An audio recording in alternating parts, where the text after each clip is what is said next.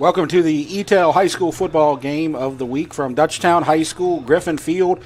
Home this year for the Santa Ma Gators. Tonight we have Saturday night football as the 2-0 Santa Ma Gators take on the 1-2 Opelousas Tigers. I'm Jeff Porsche, and I'll be joined by Coach Swack in just a minute, but we're going to take a break and get to the pregame after that. You're watching the Eatel High School football game of the week.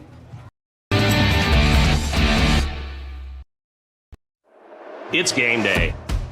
A day that should be spent in the living room, not the kitchen. So next game, you just worry about the score, because we've got the food covered. With hand-battered, cooked-to-order, always fresh, never-ever frozen chicken fingers, craveable cane sauce, crispy crinkle-cut fries, and jugs of freshly made tea and lemonade.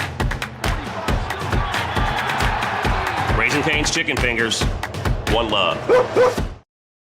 New inventory arriving weekly at Ross Downing Buick GMC Hammond and Ross Downing Buick GMC of Gonzales. We've got truckloads of inventory en route. Even if you don't see it on the lot, it's on the way during the end of summer sale at Ross Downing Buick GMC Hammond and Ross Downing Buick GMC of Gonzales, like the new 2021 Sierra 1500 on the way at rossdowninghammond.com, rossdowninggonzales.com. You care about your car. So do we. Donaldsonville Glass and Body has been around for over 40 years, providing unparalleled collision repairs and customer service, especially when you and your car are having the worst day ever. When you demand exceptional workmanship, call Donaldsonville Glass and Body. Free pickup for your collision repairs and get it back as good as new. It's your choice, so why not choose the best? Donaldsonville Glass and Body. Dr. Brian Hollis is Ascension Parish's orthodontist. Dr. Hollis has an excellent reputation for bringing state-of-the-art technology and the highest standard of patient care to Ascension. He attended LSU Dental School, and he completed a residency to become a board-certified specialist in orthodontics. An avid supporter in our community, Dr. Hollis is married to Celeste Pyron Hollis, and they have 4 children. Dr. Hollis, Ascension Parish's orthodontist. Grow up smiling with Hollis Orthodontics. Piku Builder Supply, your one-stop lumberyard, provides an extensive selection of quality building supplies for your new construction and remodeling. We offer computer-aided estimating of your building and remodeling plans, as well as blueprint copies. From humble beginnings to becoming the industry leader in Gonzales and beyond, Piku proudly supports our local community because we believe in giving back to those who have had a hand in our success. Let the experts at Piku Builder Supply help you with your new project today. If you believe in me, I'll be the first one in our family to graduate college. I'll be the one to change our history of diabetes. I'll live a healthy life. If you believe in me, I'll know my worth is more than face value. I'll be stronger than a weak heart. I'll know 68 pounds carries weight in this world. If you believe in me, I'll believe in myself. Belief in our children can change their future. Our Lady of the Lake Children's Health. The title law firm has been fighting for our clients to get their best recovery for over 20 years. And now that tradition will continue to the next generation. Hi, I'm Rick Tata, the newest member of the title law firm. We understand that it can be frustrating dealing with your claim. So we're here to help you get what you deserve. If you're seriously injured in an accident, call the title law firm today. We're not just a face on an ad. Call 756-0007 when you're injured. You gotta call Tata. And welcome back to the game of the week from Dutchtown High School, Santa Ma Gator football with Coach Swack. I'm Jeff Porsche, and we're getting ready for the coin toss, I believe, as we're going to get ready for Opelousas at Santa Ma. The Santa Ma captains are lined up in midfield, ready to go out there, and their captains tonight will be Cole Poirier. He's the quarterback. Stephen Landry, number 6. Number 32, Jax Melanson, and number 80, Tanner Oliver. So, Swack, you're back, and I'm glad to have you out here. We're ready for some football. Well, I appreciate it. Just had to get that Uber to bring me in from Lafayette. No problem. Got here just in time. The captain's right there for the Gators. That's a nice group right there. Yeah. Well representative of the rest of the kids on the team. And, you kind of sitting in this situation 2 or 3 weeks at a time here. The Gators have been at Dutchtown, and everything looks like it's just running pretty doggone smooth. So I know Coach Oliver's excited about getting things going. Now the next thing that he has to deal with, you have one more game next week. I think it's Helen Cox. And then you're going to start that all-important district schedule. And then on the other side of that, Jimmy Zachary, Opelousas Tigers. Some people may remember he's defensive coordinator for Darnell Lee at East Ascension, and he's been at Opelousas for a couple of years. And he is trying to set a program, get a program going over there with some pretty good athletes, a lot of young kids. But they went 0-5 last year, but they have turned the corner. They have won a game so far. And hopefully his goal is to get things going where they can get into the playoffs here in the second year. And we are ready for the coin toss. And the Opelousas captains, 7, Christian Murphy, 11, Giovanni Gibson, 42, Jaden Etienne, and 66, Trent Murphy. Let's take a look at the coaches while we wait for the coin toss. And you talked about how they are starting up with Jimmy Zachary over there at Opelousas. In the COVID year, that was kind of a wash last year, and they had so many things going against them. 1-7 now. And, of course, Coach O. Coach O is going to be in the booth tonight. He is not going to be on the sidelines. He's going to be calling plays from the press box, but he's 82-56, and he's ready for some action. And all-time, Santa Maria leads 4-0. Yeah, and then Coach Oliver, whether you're on the sidelines or you're up in the press box or if you're in the end zone or maybe even if you're at your house, he's got a headset on. He's connected to every coach that has a headset on the sidelines, whether it be special teams coordinator, offensive coordinator, defensive coordinator, and he is tuned into everything that's going on.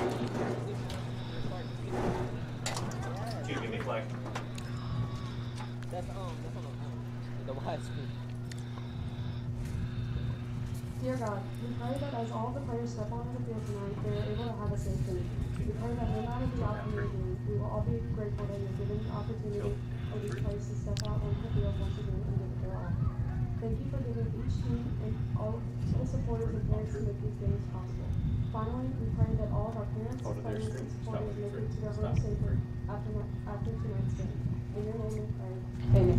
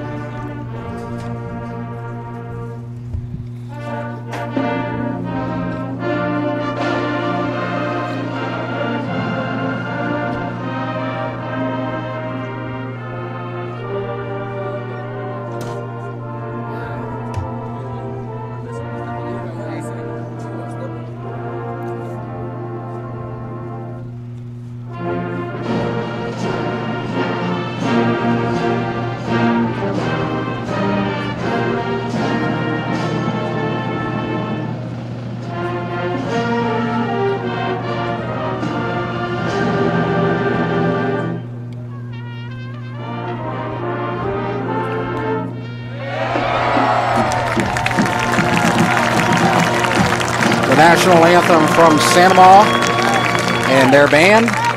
Great rendition, and we are just about ready for football, Coach, as the 1-2 Opelousas Tigers take on the 2-0 Santa Maria Gators in the SWAC.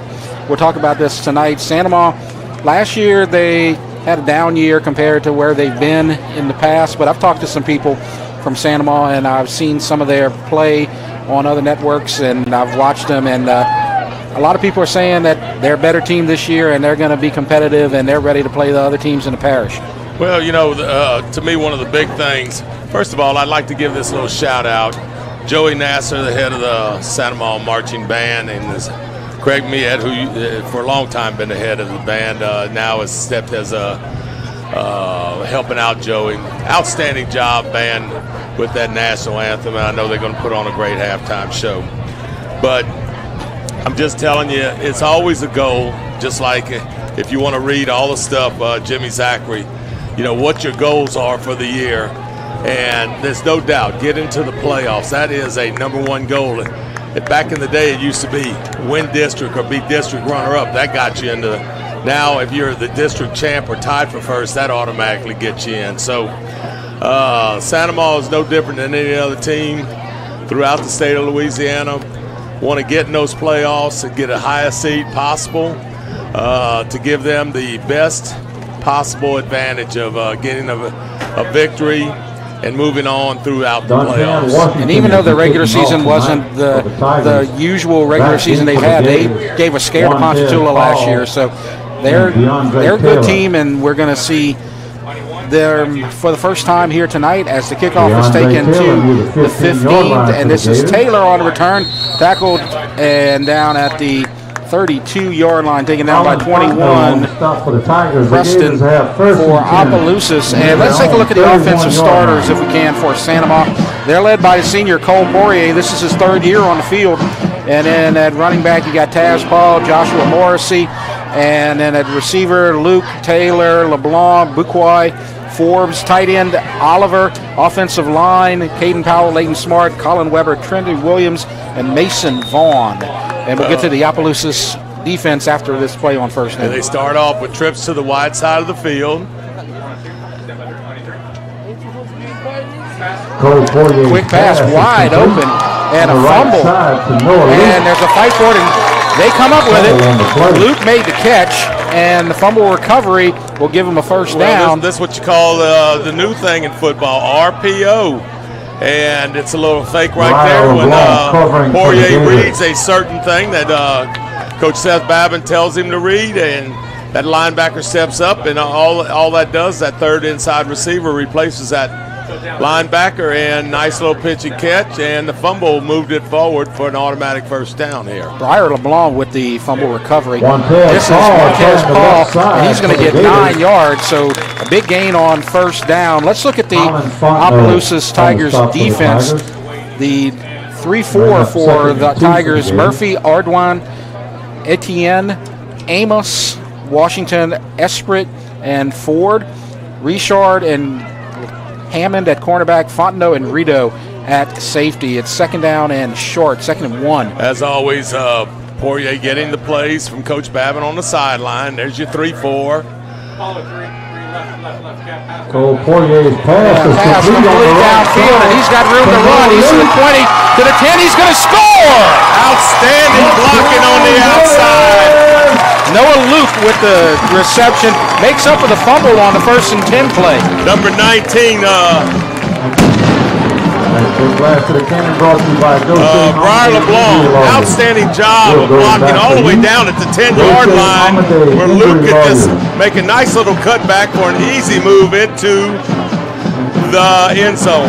Nice little fake, again, with one of those RPOs where Poirier's just checking out a certain person on defense, and a nice little flip to the outside, possibly a 4 or 5 yard gain, but able to turn up the field, kind of great blocking, and get into the end zone. 3-play touchdown drive. Bersaje coming to kick the extra point.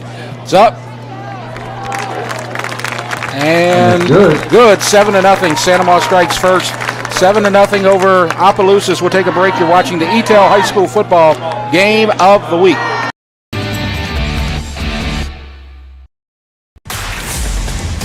Welcome back. We've missed you. We know it's been tough. Because rebuilding your business isn't for the faint of heart. Your business needs a jump start. And we're here to help. Introducing Surge, symmetrical speed fiber internet from Eatel Business. Revved up data speeds at 30% off, plus 3 months free. We're glad you're back, and we're here to make your business surge. 7-0. Cole Poirier getting ready to kick for Santa Ma, and Swag. Talk about good luck there. Luke fumbled on the first play of the game. It was recovered by Santa Ma, and because of the offensive fumble recovery, 2 plays later, he's in the end zone for a touchdown. And I tell you what, that's kind of how the way it works. An outstanding job on that. And then I'm going to just tell you, and you know, rightfully so, Bursa J with the extra point, but if you saw it, it almost went all the way down into the track area, and then you see Poirier kind of been relieved of the duties of doing all the kicking and everything, but he's still kicking off, and that one lands into the end zone very deep. Right, he's still the punter and the kicker, but now they got Bursa J, so he does get a little bit of a break. And then when you know, I'll say this, in Ascension Parish, you know, all those schools, and I'm not real certain about Donaldsonville, very good job with special teams and in the kicking at all 3 of the schools, East Ascension, Dutchtown, and Santa Ma. Right, and the Opelousas Tigers now are taking over on offense. They are going to work out of the shotgun, 3 left and 1 right. We'll get their offense in just a moment, but they do a little reverse, and he's going to throw it, and there's a man downfield, and he's covered, and it's nearly picked off by Shane Landry, the free safety. So good job by Landry not biting on the I know run. Coach Babin's smiling at this. Shane Landry, old Galvez kid that we had. Boy, he was not fooled. The corner did a good job on the reverse, put a little heat. And Landry was just kind of sitting there waiting on him. Nice job in the secondary by Coach Thomas's defensive secondary. So now it's 2nd down and 10 from the 20-yard line. And we've got a man moving from the left to the right. So now we're going to have 3 receivers left and, 3 right, 1 left. Well, now we got an empty backfield, 4 receivers right. And all of these kids are eligible. You're going to have 3 off the line to the right, 1 on the line, of course. And a penalty, as they got called delay a game. Why don't we take a second, Swack, and look at the offensive starters. They're led by Zach Malvo at quarterback, and then their running back is Ivory Amos. Receivers, Gibson, Fondo, Young, and Jones. Then the offensive line, Murphy, Lambert, Rito, Lemon, and Baloney. And we'll get to the Santa Ma starters after this play, 2nd and 15. There you go. He shifts out here to a quads formation. And not every receiver is covered up because you got that cover 2 look to this side.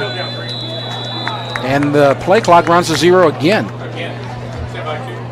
So a delay of game. I know as a coach, Coach Zachary has got to be quite upset with that situation, and I think he's calling timeout to give a little motivational talk to the kids. And so while we're in this timeout, let's take a look at the Santa Ma starters on defense. They play a 3-4, and on the line they have Peyton Anderson, Jason Davis, and Dylan Carpenter.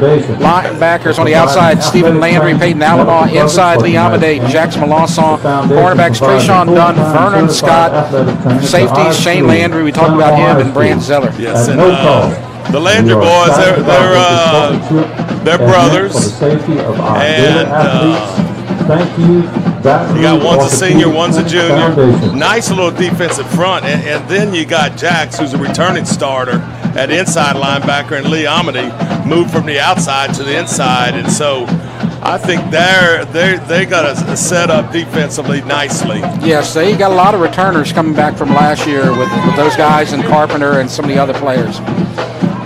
So now it's 2nd and I believe about 17, and there's a pitch outside. And they get about 7 or 8 yards before he's pushed out of bounds. That was Nakai Jones, I believe, on the carry, number 2.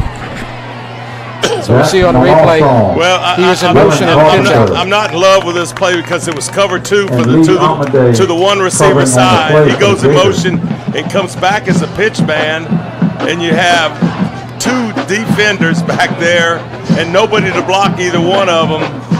And so you got a 3rd and 7 situation. And they're not going to convert as the run straight up the middle on 3rd down and long. And that gets maybe a yard or 2. And so it's going to bring up 4th down. It's kind of an interesting call. I believe the running back Amos right up the middle on 3rd and long.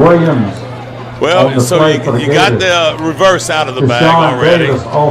You got the the motion going one way and coming back the other way out of the bag. So as a coach, you say, all right, I'm glad we got rid of those things. Now we can go ahead and play a little football now. Absolutely. Now back to receive, number 17, Devon Luke. Gibson in punt formation for the Tigers.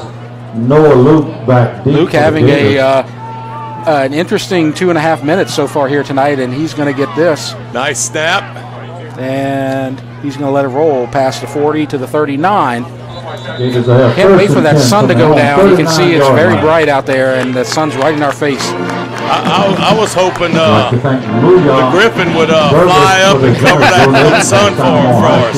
Well, we've probably got about another 10 minutes before the sun goes behind the trees in the background in the woods. But all right, let's see what Sanamo does in their second offensive series. And right off the bat, Coach Seth Babin, offensive coordinator for David Oliver, he goes an empty package, 3 receivers to the wide side and 2 to into the sideline on the visitor sideline. So Poirier by himself. And now they lose the ball, and it is going to be Opelousas recovered by Opelousas. Little you see the replay right here on the exchange. Taz had a nice pocket right there, but it just looked like maybe he took his eye off of it. But the ball ended up on the ground, and Opelousas was right there to recover it. 1st and 10 for the Tigers. So the second time that Sandoval puts the ball on the ground, and this time it was a bad connection between Poirier and Taz Paul, and this time Opelousas recovers. So they have good field position. They didn't do anything on their first drive. Right, there's your 3 down linemen right there. Carpenter's a man. He was a man last year as a 10th grader, and now here he is with the big boys again this year for his junior season. And there's the snap, and the quarterback downfield. And it's intercepted. That ball is nowhere near the intended receiver, number 39 with the interception. That's Grant Zeller. Look at the replay right here. It's a pass. Zeller, nice. First of all, you say, what was he doing back there? Well, he got taken deep by one of the receivers, and keeping his eye on the ball, was able to retreat towards the line of scrimmage and pick that thing up. So kind of erases the mistake on the fumble there. So, Swack, we're getting a turnover a minute right now so far. 9:07 left to go. And I guess nobody's really been hurt, but the Gators did take advantage of that first one. Right. They lost about 20 yards on the exchange. They start at the 17-yard line, and on first down, there's a good connection to the running back. Paul, big hole, cuts outside to the 40, and he's going to go out of bounds. At the 47. Watch on the replay right here of Oliver's son. Oliver, number 80, throwing the block. We got the last part of it, but boy, did a great job on the trap block of the defensive end, and Taz Paul able to pick up a nice gain. So he has kind of made amends for his turnover on the previous play. Nice run. He's had 2 big runs up the middle. 1st and 10. Got 3 receivers to the wide side of the field. And so Poirier right up the middle, and that's Paul. And another first down right up the middle. Nobody picked up the running back, and he was able to get about 12 on the play. So you get a little slant by the 3rd inside. Then Taz comes out of the backfield and replaces that 3rd inside. Nice little pitching catch right there for a first down. So Sandoval has moved the ball.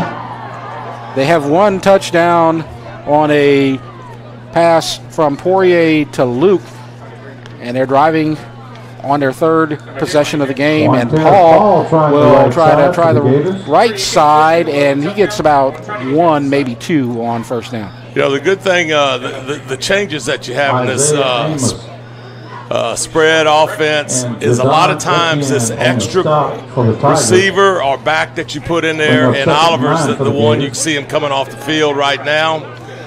Number 80, he is usually the guy that's going to be your blocking back, and a lot of times will take you to the football.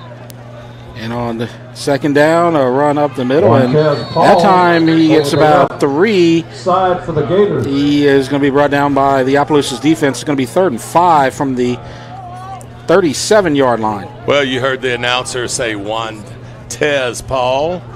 And all his buddies and all of us know him as Taz, and that's what he goes by. 3rd and 6 for the Gators.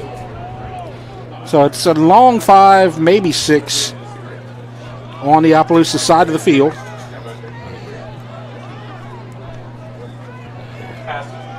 And pass in the air, and it is caught for a first down. And that's Luke again. That's his 3rd catch of the game, 1st and 10. And that's a nice one right there, because watch Luke. He knows he's got to go down about 6 yards, breaks that out route there, and nice little pitching catch right there and clearing out on the outside, and able enough to get that first down. So Luke, that's his 11th reception of the season, and he got his first touchdown of the season here tonight.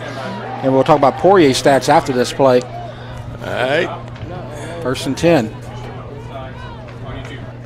And that's Paul up the middle. When we talk about Paul, he has only had 8 carries on the season. Morrissey has been getting the stint of the play time this season, but Paul started this game for... Well, I saw him at our game on Thursday, and we walked out, and he was just smiling. So I know he's been dealing with some few little nagging injuries, but he says he feels fine. He's ready to roll. So, and that's pretty obvious. Santa Ma is using him on just about every carry, and every once in a while, Poirier will throw a little pass to one of those receivers. So 2nd and 6, Poirier going to throw, looking to the end zone. Man there, and caught in the back of the end zone for the touchdown, making sure that he had his feet in bounds. Catch by number 23. Well, watch the pass right here. Good protection by the offensive line. Nice job right there. And we have Trace Forbes. Big tall kid right there. Nice little pass up in the air for Trace to jump up. Outstanding hands, nice feet. And that is Cole Poirier's 6th touchdown of the season. That's Forbes' 1st. Going into this night, Poirier's 26 of 43 for 379, 5 touchdowns and 2 interceptions. So he gets his 6th and 7th touchdowns of the night right now, and it is 13-0, and Bursa J to kick the extra point. Well, you had the swinging gate by the Gators there, and the interesting thing, and I did pick this up, I think you have Poirier as a holder.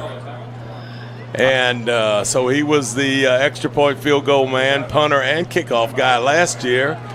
And so he's directing all of those guys in that swinging gate, or whether we're going to go for 1 or 2.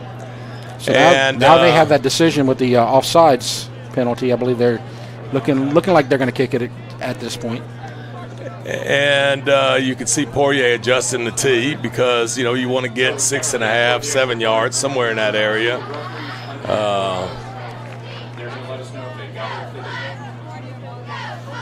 And there's a loose snap, and the pass nearly caught on the carom in the end zone. So the extra point is no good. Let's look at a replay. And you look at the replay, and let's just check it. A little bit wide right there. And this is what Poirier says. Somebody might say, what is he doing? He says he's doing the best thing you can do, because no one can score except Santa Ma. That's right. And just get rid of that pass. And almost was deflected and caught by the Gators. So here we go with 6:27 left in the first quarter. 13 for the Gators, 0 for the Tigers. So introducing outage text alerts from Eatel. Sign up is quick, free, and easy. Stay informed, receive updates, and get emergency messages. Plus, our outage text alerts will notify you when there is a service disruption in your area. Sign up in 3 easy steps. Just log into your account, go to account settings, and select text notifications. It's that simple. So, sign up today at myaccount.eatel.com.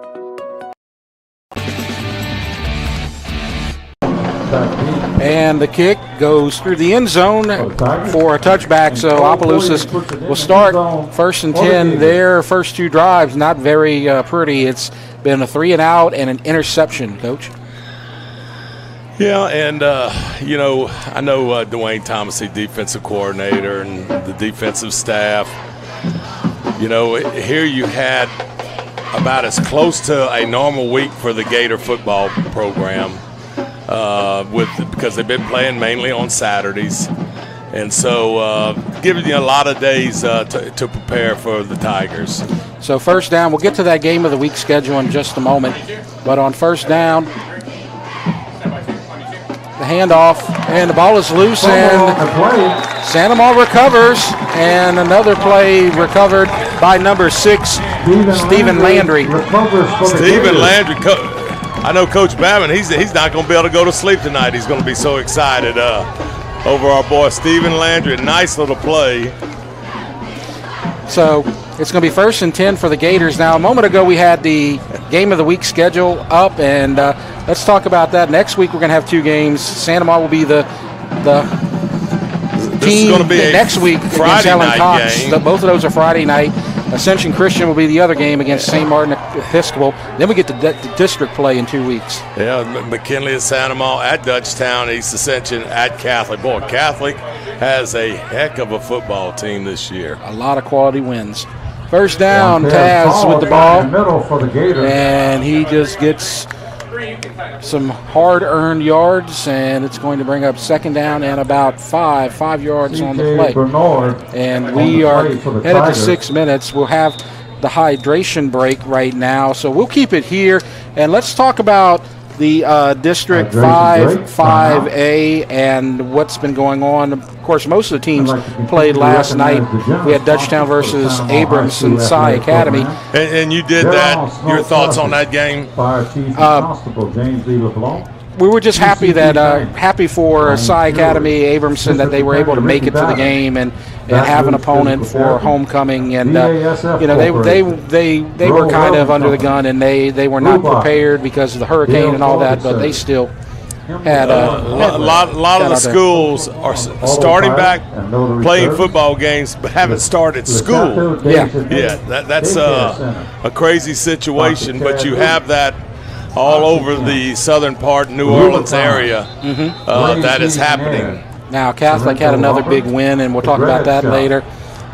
McKinley and Woodlawn lost. East Ascension is not playing a game this week. They had an open date, could not find an opponent. So they're going to stay at 0-2, and they're going to have a game next week. Well, it's a nice-looking offensive line the Gators have right there. So first down. And Poirier wide open in the end zone. Touchdown. Taz Paul in the end zone. And Santa Maria is rolling right now with 20 points in the first half. If you watch the LSU game today, the exact same thing happened, except on the other side of the field where they had that running back got a little wider, and Taz a little wider. Receiver went inside. Everybody covered him man-to-man, and Taz swings out of the backfield for a nice pitchy catch from Poirier for a touchdown. We may have a 2-point conversion here. You talk about the swing gate. I'm going to say no, and the reason why you probably – but let me say this. I'm going to say yes. There's a flag. I don't think he got there. I was just kind of thinking, you don't want to show you 2-point plays here in non-district, but yeah. Poirier made me look foolish, but that's okay. So point after is no good. And so we, as you see, did not get into the end zone. We'll take a break. And so 19-0 is our score. Santa Maria with the lead over Opelousas. You're watching the Eatel High School football game of the week.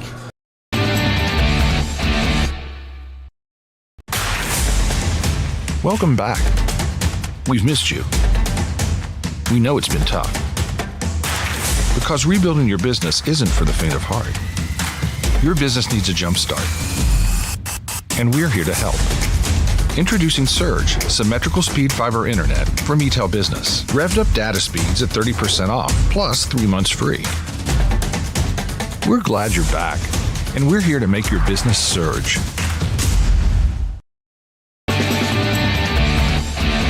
Collision Center. And Santa Maria has exploded out the gate with a 19-0 lead over Opelousas. 3 touchdowns. Missed 2 of the conversions, but they are in control of this game as Poirier getting ready to kick to Opelousas. Kicking off for the Gators. And there it is. Looking toward the end zone. Is it another touchback? No. Down to the 4-yard line by Poirier. And a good job on the defense. And a short return, not quite to the 20-yard line. So 1st and 10 for the Tigers right now. And they can't hold on to the football right now. Right. And what Poirier gives you in that kickoff experience and a kickoff, first of all, he did that a number of times last year. But the height of that kickoff allows your guys to get down in coverage, and basically he caught it at the 4-yard line. They got up to the 20 on the return. So far tonight we've had the ball's been on the ground 4 times, and we've had 3 turnovers, 2 fumble recoveries, and 1 interception. And on first down, the quarterback, that's Malvo, and he breaks through. He's to midfield and coming around on the right side. Nice attempt at a strip and a tackle by Trayshawn Dunn. He got there in a hurry. That Dunn looked like he was watch how quick he came on right here. Right, nearly very stripped it good too. Job on the strip right there by Dunn. It was a little fake and go. Maybe it was a read on that defensive end, but he pulled a nice read by the quarterback and was able to get up to the field. That's Malvo, the quarterback. So Malvo with the nicest play on offense of the night on the Opelousas side. 1st and 10 at the 33-yard line for the Tigers. Shotgun, Malvo, pressure, setting up the screen, broken tackle, down to the 27-yard line. So a nice catch by number 3, Young, and it's going to be 2nd and 4.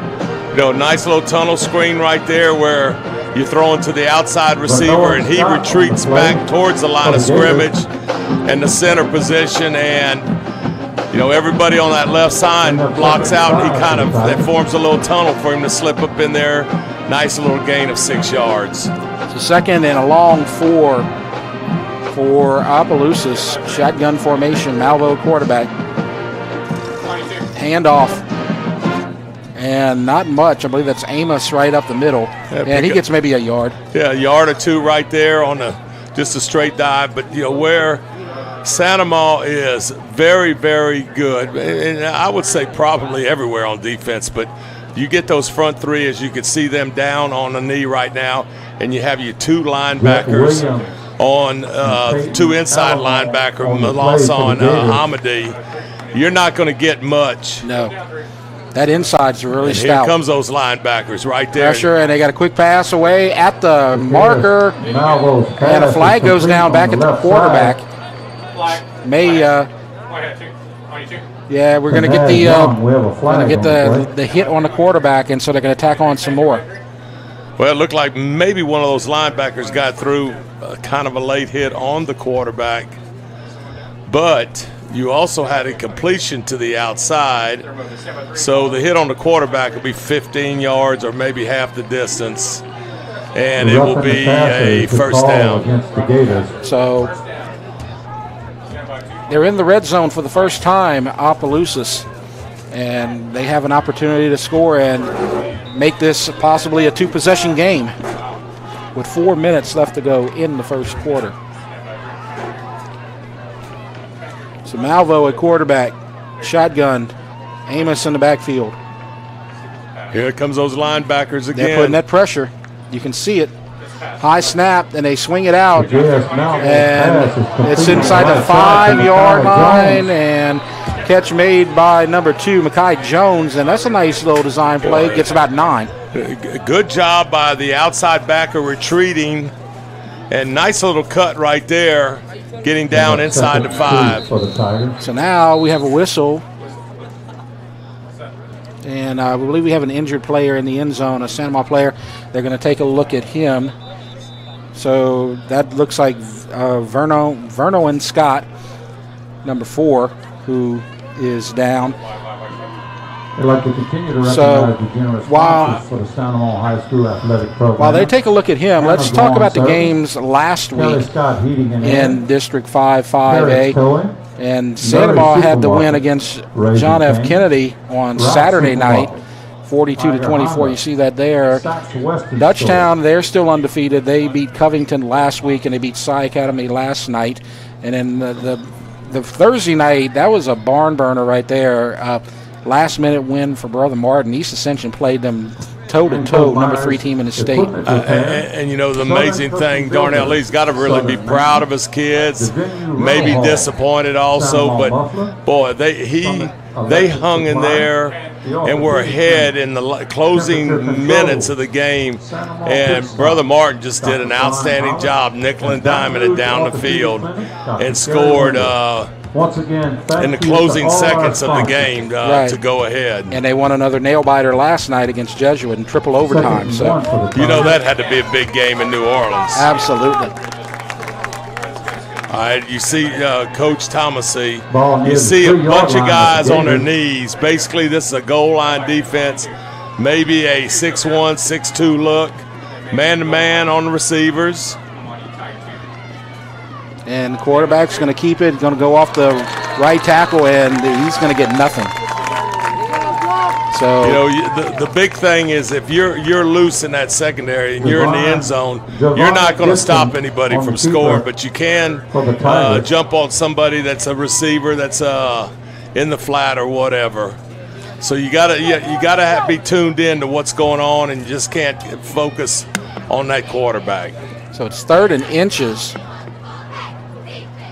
They can get a first down. This is not a 3rd and goal situation. They just need to get just past the 3-yard line to get a first down. You see the Gators down there, 6 people, 3 on each side of that.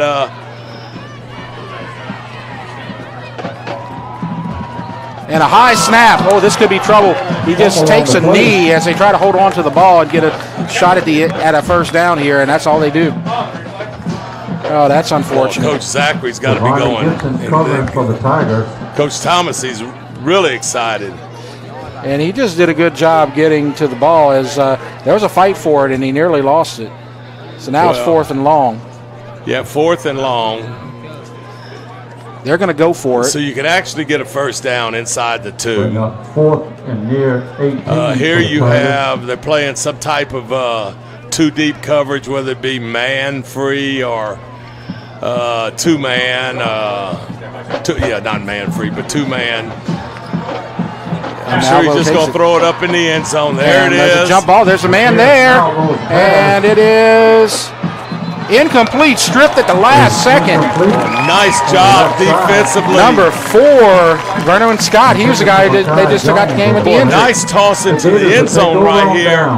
And great job defensively right in the corner. Let's see if we can see it on the replay right here. And Scott just strips it at the last second. Receiver had it, number 2, Makai Jones, but good job on defense. Well schooled up. That ball, he came down with that ball, and Scott stripped him of that ball. So Santa Maria takes over, and they survive their first scare of the night. Well, here you go. Got 4 receivers out there. First down, there's Taz, and he tries to reverse his ground, but he's going to be wrapped up for no gain. So 2nd and 10 for the Gators. Sun finally going down. We can finally see clearly on the field. You can see that on the field. Got dark for a moment. Now it's going to be easy to check things out. Been a nice quarter for Santa Maria, and I'm looking over on the other side. Santa Maria's band is huge. Swack, you were talking about that earlier. Bring up 2nd well, and 9 for the Gators. There's no doubt. Numbers are there. And all the way to midfield. Down 10, Washington on the play. 2nd down, shotgun to Poirier. Wide open, and another catch as Luke has half the number of receptions they had coming into the game. Now his 4th catch of the game. Watch Luke takes off on a vertical run. See if we can get the replay right here. No replay, but nice job by Luke. Going vertical, then bending under. You see the 2 safeties, bending between the 2 safeties. Wide open right there for a nice little pitch and catch from Poirier. So coming to the final moments of the first quarter, and there's Taz, and that might be the last play of the quarter, a 2-yard gain to the 41-yard line. And he's taken down by number 42, Jaden Etienne, as they go down to 7-6-5. So it's a successful first quarter for the Santa Maria Gators, 19-0. We'll go to the second quarter in just a moment, but we'll take a break. You're watching the Eatel High School football game of the week. From jambalaya, pastalaya, and gumbo to daily lunch specials, Pot and Paddle Jambalaya Kitchen has Cajun dishes to satisfy your hunger. Pot and Paddle has 3 locations to serve you, including the one on Cabela's Parkway in Gonzales, Jefferson Highway near Bluebonnet in Baton Rouge, and Jubin Crossing in Denham Springs. You can dine in, carry out, or let them do the catering for an office get-together or tailgating at the big game. And don't forget about their delicious daily lunch specials. You can check out their specials and more on the web at potandpaddle.com. 19-0, and Swack, what did Santa Maria do so well in the first quarter to get this big lead? Not real great with the run game, but had some nice little runs. Passing game's been outstanding, but the big deal is defensively. They have shut down Opelousas on just about every play except 1 or 2. And but they when they had to, they've made some big plays defensively to turn that ball over. Now the Gators are headed in the other direction, away from the scoreboard. So it's second and 8, and Poirier, and he's looking for a receiver. He's got it, broken tackle, and guess who? Luke with his 5th catch of the evening, and it's a first down. Well, watch just right over the middle here, little square in. There he is, coming across. Great job. So Luke was their leading receiver. He had 8, and so he might double his total after tonight's game. Well, you have this situation where a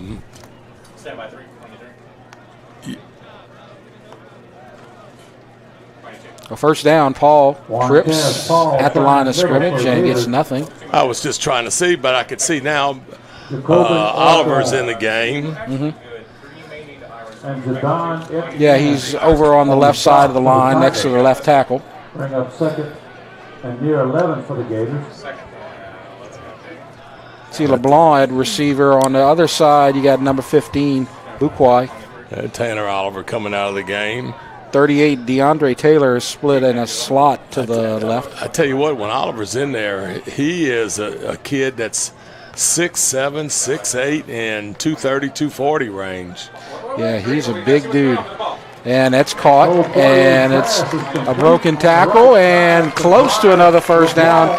Good run there by LeBlanc after the catch. Boy, watch Poirier kind of running a little bit or scrambling a little bit and able to pick up right on the outside there, Blair LeBlanc, and he's able to cut it back in there and pick up a nice gain for a first down.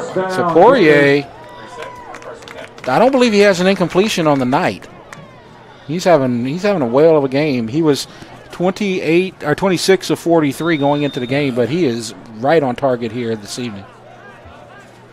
It's going to be Poirier and Taz Paul. This is a 2-year starter and basically 2.5 years. Right. And so he's done a lot of work with those receivers in 7-on-7. There's Taz Paul in motion into an empty formation. Shotgun, quick pass, complete to Taz. And out of bounds at the 33-yard line. And you're right, he's been there for 3 years. Sophomore year, he kind of split time with Zephyr. Last year, it was his team, and this year it's his senior year, and he's ready. And, you look at these passes, when you start getting the passes that go down the field, your chances of incompletions are a lot greater. Mm-hmm. Maybe not interceptions, but for incompletions. But the passes that they're throwing, the 10 to 15-yard passes, this is just like a walk in the park for Poirier and his receivers. Right. Now he's got Morrissey in the backfield. And it's a fake to Morrissey and drop. Oh, that's a unfortunate drop there by Luke as he had the first down and a few more. And you're the one that brought up that he hadn't thrown an incomplete pass. I know, it's my fault. I'm going to apologize to his family right there. But I will say this. I know number 17, Noah Luke's probably saying I should have caught that one. Right. He has the touchdown on the first drive, and he's had 5 catches so far tonight. He's very valuable on that return game. Absolutely. Boy, he catches those punts left and right. Santamar always has good receivers, 2 or 3 of them at the same time. All right, you have Oliver. Let's check him at the left wing back to see if he leads us to the ball here. Shotgun. And it's a fake and a pass complete. First down to the 20. Still fighting to the 16. And a nice second, third effort by number 36. Number 30. What number was that? Nice little read by Poirier. This is what they scored the touchdown on. Their first touchdown, the little out flat and then up the sideline, Jeff. Yes.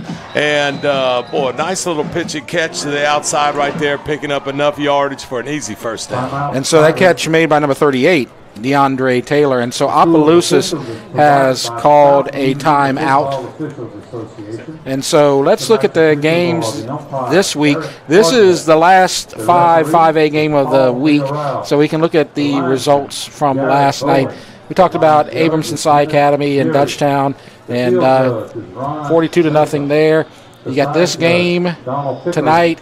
East Ascension was open. Catholic, Warren Easton's a really good school and has a good program, but Catholic is just rolling this year. Of course, this is what I always have to tell myself. First of all, they're playing Catholic, and that's one thing. But you have no earthly idea who on your program has to stay home because of whatever reasons, mainly the virus situation. This West Monroe, it looks like Jerry Arledge, the head coach up there, has got a heck of a defense this year. I know last week against Catholic, we gave up 30 points, but you just never know that situation. But you shut Woodlawn down to 0, and I wonder you're going to have to play Woodlawn, all of these schools in our parish in district play in the next couple of weeks. Right, and Woodlawn has a COVID win, but they don't have a on-the-field win. And I talked to some people at Woodlawn and asked them about their team, and, of course, you got Ricky Collins, and he said, yeah, we're still trying to build the team around Ricky Collins right now. So they're still kind of working it out right now, and it's showing on the field, but they're going to be better at the end of the season. It's 2nd and 9 after a short game.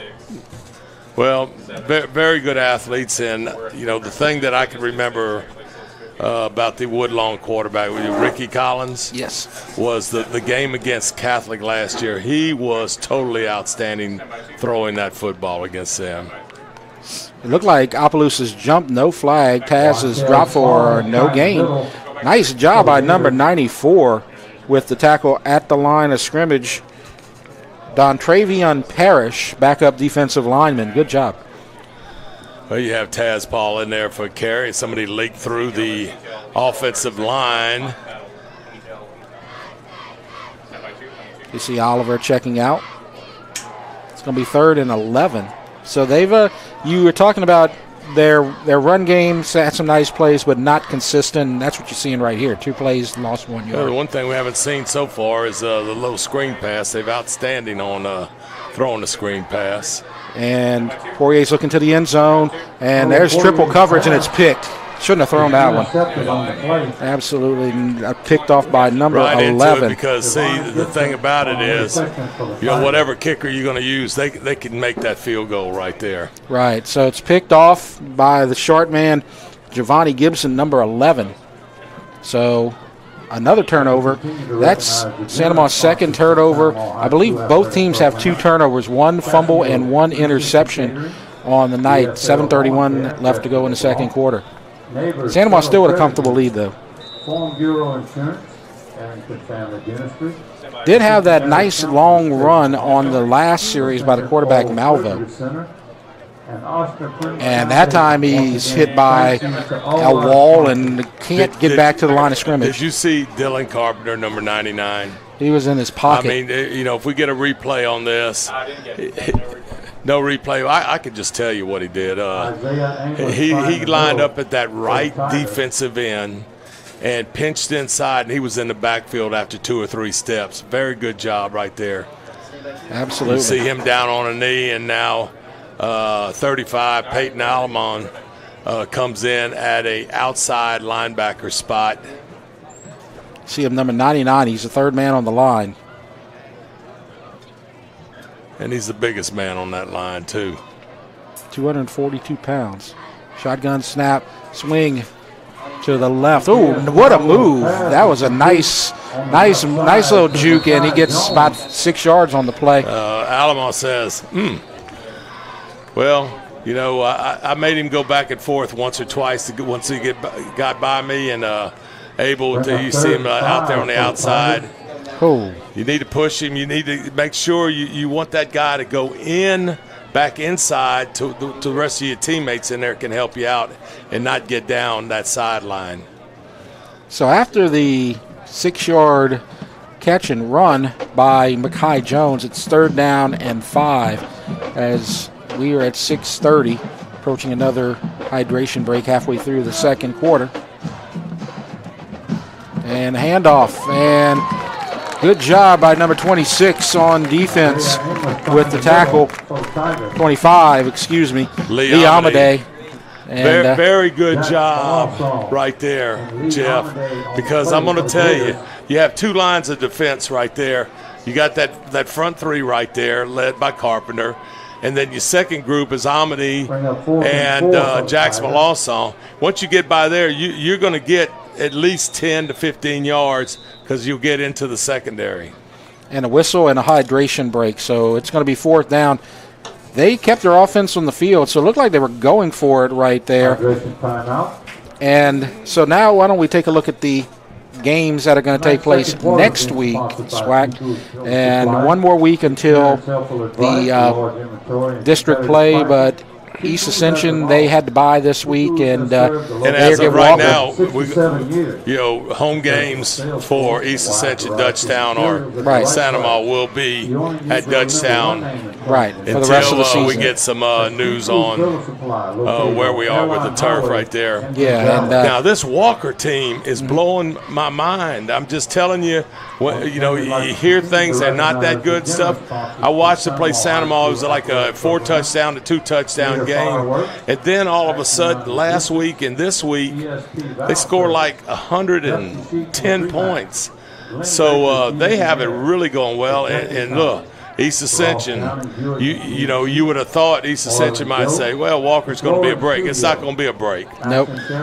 So that's going to be interesting to see what happens, especially away. And the other games in the parish, of course, we're going to be here for Helen Cox and Santa Ma. Short punt. The other game, as they try to get away from it, and it's going to bounce at the 43-yard line. Dutchtown had an open date for the longest time until last week, and on about Wednesday they picked up a game, and they're going to Ouachita. That's going to be a heck of a game. Ouachita's an in-and-out team. In all my years at North Louisiana and down this way, sometimes they have been fantastic, right in there with the Nevilles and the West Monroes and the Russins up there. And so it's been an off-and-on situation with Ouachita, and so it'll be interesting to see. I think they played Union Parish this past week, and I think they beat Union Parish. So it's going to be interesting to see what happens in that game for the Griffins. That might be the best 5A district in the state, because you have Alexandria in there too, as Poirier keeps it and goes out of bounds past the 40. So just a good job of getting that ball and picking up a couple. Yeah, that's that was a wide snap. Very wide. And, luckily Poirier was able to get a hand on it. If that thing goes back, chances of recovering that is not going to be real great. And it's going to be, if you do, it's going to be at least a 10-yard loss. So good job as it's 2nd down and 8. And they need some more points here, as Opelousas has moved the ball occasionally. This game's still early in the second quarter. And the pass behind Taz Paul, incomplete. If he'd had that right at his numbers, he would have run for another 10, 15 yards. Little swing pass right there. Nice little route, just a little bit behind Taz on the throw. So I'm going to say three passes in a row not completed, because I jinxed him when I said he didn't throw any incompletions. So let's say he hadn't completed a pass in a while. So let's see, he's going to convert right here. Watch. Empty package right here. Third down. And he's got room to run. He's going to cut outside. Good block. No flag. And he's got the first down. That was close as he got him on the side. Number 23 tried to throw the block to spring him forward. The thing that people aren't aware of, watch Poirier right here. Watch his speed.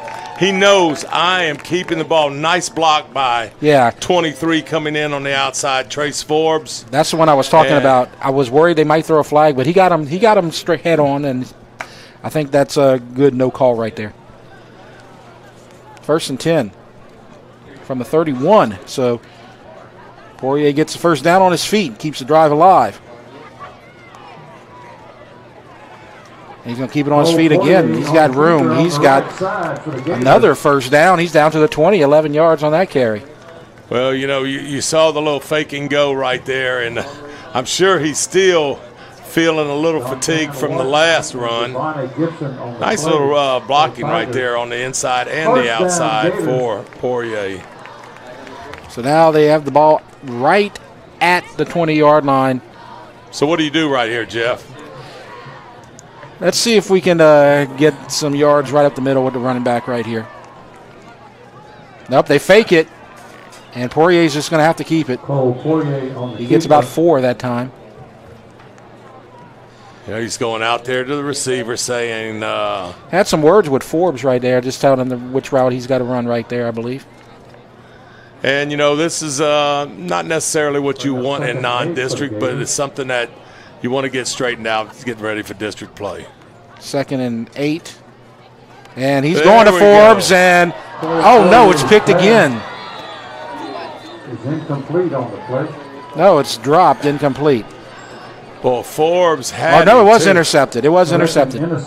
I heard the PA announcer say incomplete, so I went with him. But he had him outside. He just threw it in a little bit. They playing that deep safety over the top right there, and he did a good job on the pick. That's his second interception, Giovanni Gibson, number 11. So after a red-hot start, he's had a little bit of trouble. And we have the principal of Santa Maria High School, Beth Tomplay, will be with us at halftime. That'll be the hat trick there. We've had all 3 principals in the booth in our first 3 weeks here for the game of the week. First down, quarterback, and complete. Close to a first down. Catch made by number 11, Giovanni Gibson. So they're going to say a gain of 9. 2nd and 1. Sean Dunn on the play for the Gators. Opelousas trying to get something going here. They got the ball inside the 4-yard line earlier, but a bad snap kind of spoiled that drive, and Santa Maria's defense hasn't given up any points. Swack. And that's been the very big plus right here in the first half. Lots of time all day. Deep pass downfield. He got free. It's caught. No, it's dropped. It's dropped. It's dropped. Oh, boy, he had it. He had that one. They were just falling right into the Gators' laps right here with the out and up, and just not put it in gear right there by the 2 deep backs. Ends up being a drop. They had the play they wanted. 2nd and 1, they went for the home run. Exactly. And a great call. And I mean, he had all day to throw that ball. No pressure from the Santa Maria defense, and it just no execution right there. 3rd and 1. That could have been 6. Well, linebackers are moving up. And a whistle. So, penalty, delay a game, 0 on the play clock with 3:18. That hurts. Yes. That's the 3rd, I believe, delay of game. That hurts right there. When you are you have a great play called on 2nd and 1, going for the home run ball, and then you can't get a play called when it's 3rd and 1 to keep your drive going. And so now you're sitting there with a 3rd and 6 situation. And this is stuff you can fix. Third down and pressure and behind the receiver, incomplete. And trying to get to Gibson. And it looks like the coverage there by 39, Zeller. So good job by Zeller. I'm telling you, he cut right in front. Nice little heat by pressure on the outside. All man-to-man coverage right there. And Zeller cuts in front of that and breaks up the pass close to being intercepted. So this is why you have the non-district schedule, so you can get through all that type of stuff. And maybe during the district play, you can complete that pass and execute a little bit better, because they had Santa Maria tricked right there. Yep, and they will be in a 4A district. They're in there with Beauchene, Brobridge, Cecilia. Cecilia's very good. Livonia and Opelousas, 6-4A. Right. Livonia's got a good program too as well. Fair catch made on the punt at the 48-yard line. So now 3:06 left to go. There's plenty of time for the Gators to mount some kind of offensive drive. And like you were talking about earlier, they have Burst J, and he's got a good range. So they're 30 yards from getting some points right here before halftime. And as you can see, the Gator band moving out of the stands onto the sideline. And shotgun and Paul. And that middle is closed up really, really tight. Number 47, you see him down there at the bottom of the pile for. And I was a little surprised when I watched some film on Opelousas against Turlings, and Turlings was able to run on them fairly easy with some big plays. It actually had some big plays in the passing game too. Santa Maria came out red hot, but this second quarter has been a little bit more of a challenge. Poirier looking, setting up the screen, and it's overthrown, intended for Paul. They were setting it up, but could not get it. And set up nicely also. Watch Poirier drift a little deeper, letting those defensive linemen come to him, and look, had a nice situation. Absolutely. Just need to be a little bit better eyes on that ball with Paul. So this second quarter, you had 3 touchdown passes for Poirier in the first quarter, and you have 2 interceptions in the second quarter. It's just a completely different quarter. It's like 2 different teams have been out here tonight. Now Poirier's in trouble. He gets free, throws downfield, incomplete. Luke had it. It was broken up, I believe, by number 6 for Opelousas, Dante Washington. Bring up 4th down for the Gators. So you see on the play, rolling out, and I believe Washington may have got his hand on the ball there, and it's going to bring up 4th down. So 2:18, and Opelousas will get the ball one more time before halftime. Good job on a scramble. The receivers had kind of taught a scramble rule, and they were headed in the same direction as Poirier, just could not complete the pass.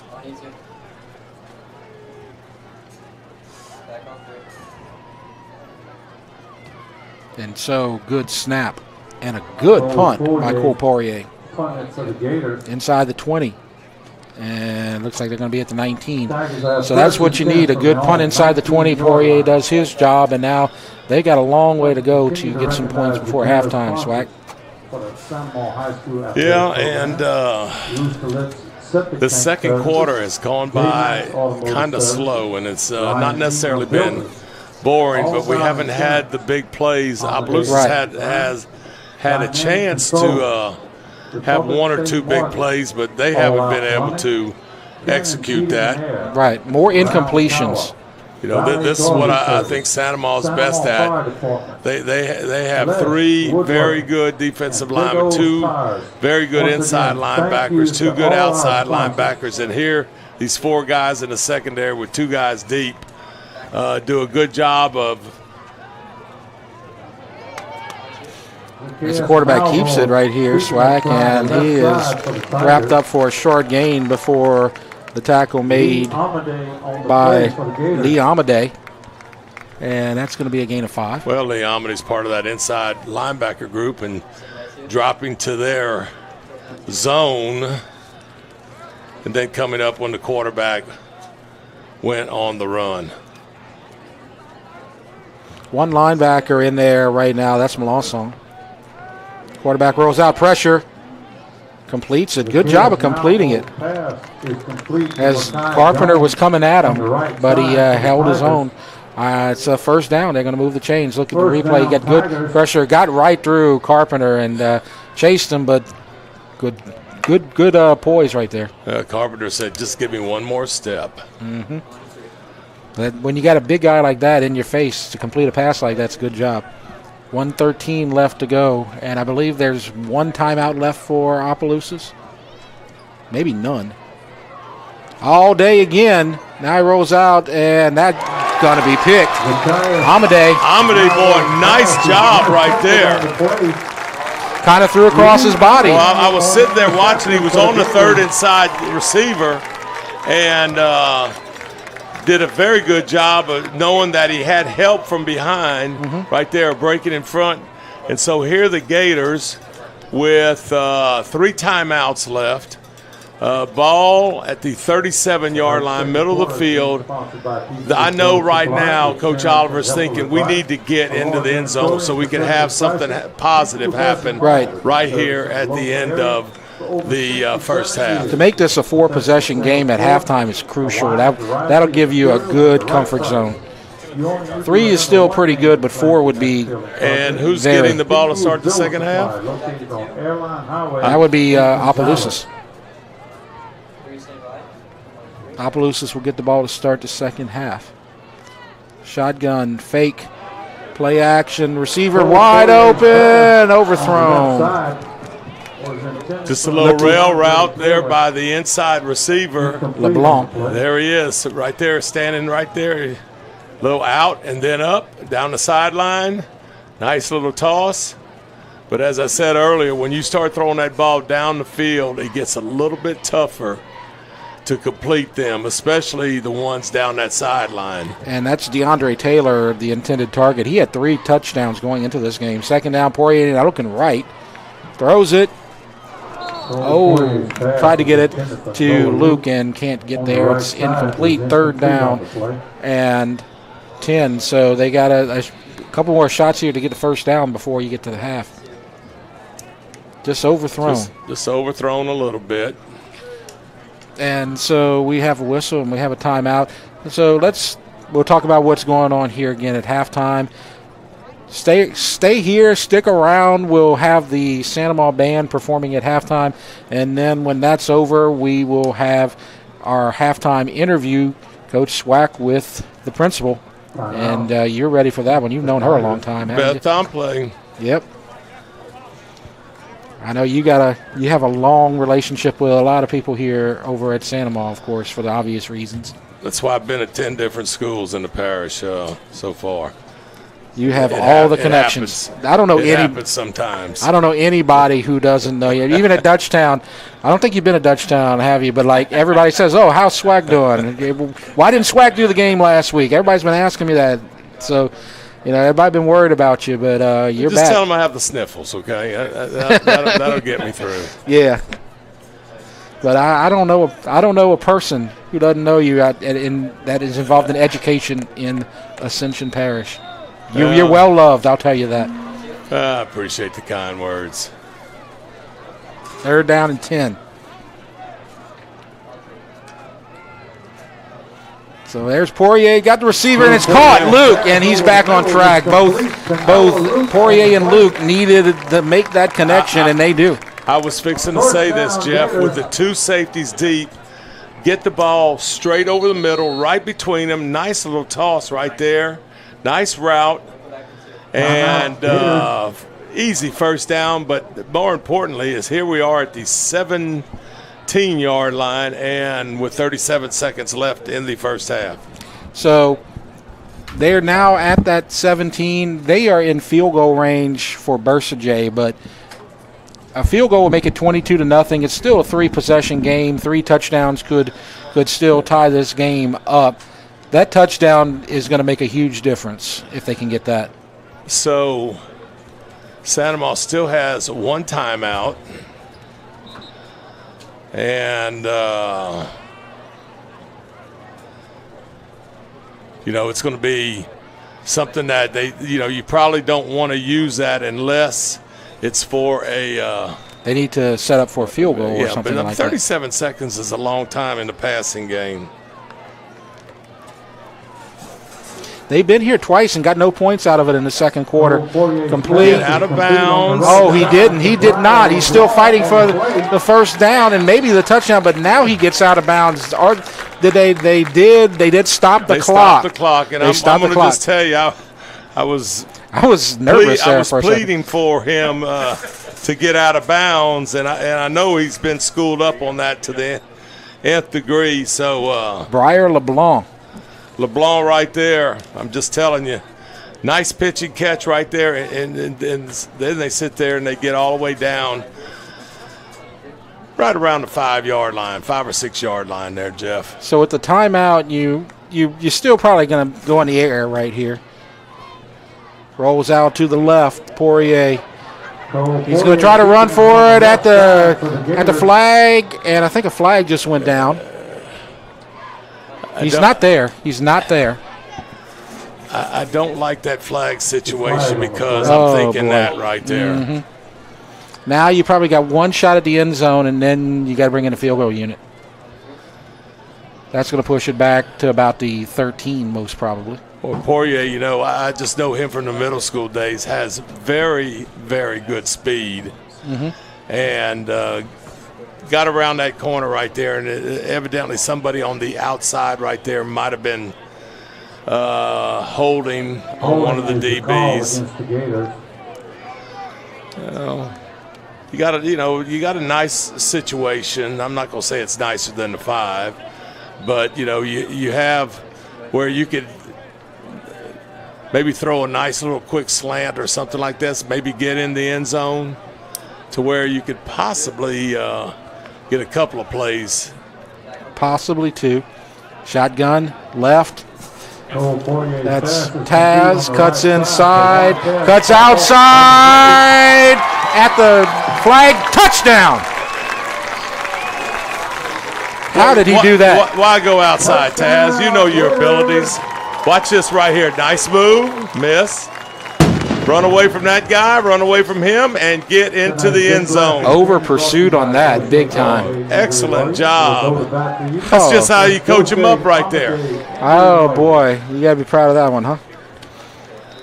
Very, very good job. 25-0. Let's see what happens right here. So they're going to do that run to the corner. Now throws it up for grabs. Jump ball incomplete.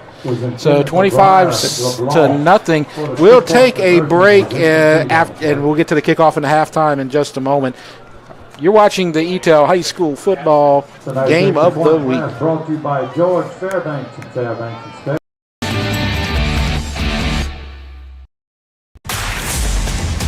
Welcome back. We've missed you. We know it's been tough. Because rebuilding your business isn't for the faint of heart. Your business needs a jump start. And we're here to help. Introducing Surge, symmetrical speed fiber internet from Eatel Business. Revved up data speeds at 30% off, plus 3 months free. We're glad you're back, and we're here to make your business surge.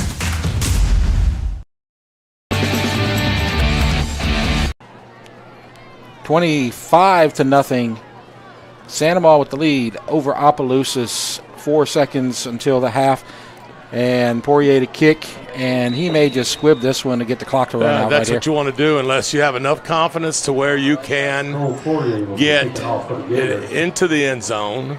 So he does squib it, and there it is, and they'll take it to the 15, and good pursuit by Santa Maria, and that's going to do it for the first half. So we will take a break. It's 25-0. Stay tuned for the halftime show. We'll have the Santa Maria Band and an interview with Coach Swack and Principal Beth Tomplay from Santa Maria High. So we'll take a break. You're watching the Eatel High School football game of the week.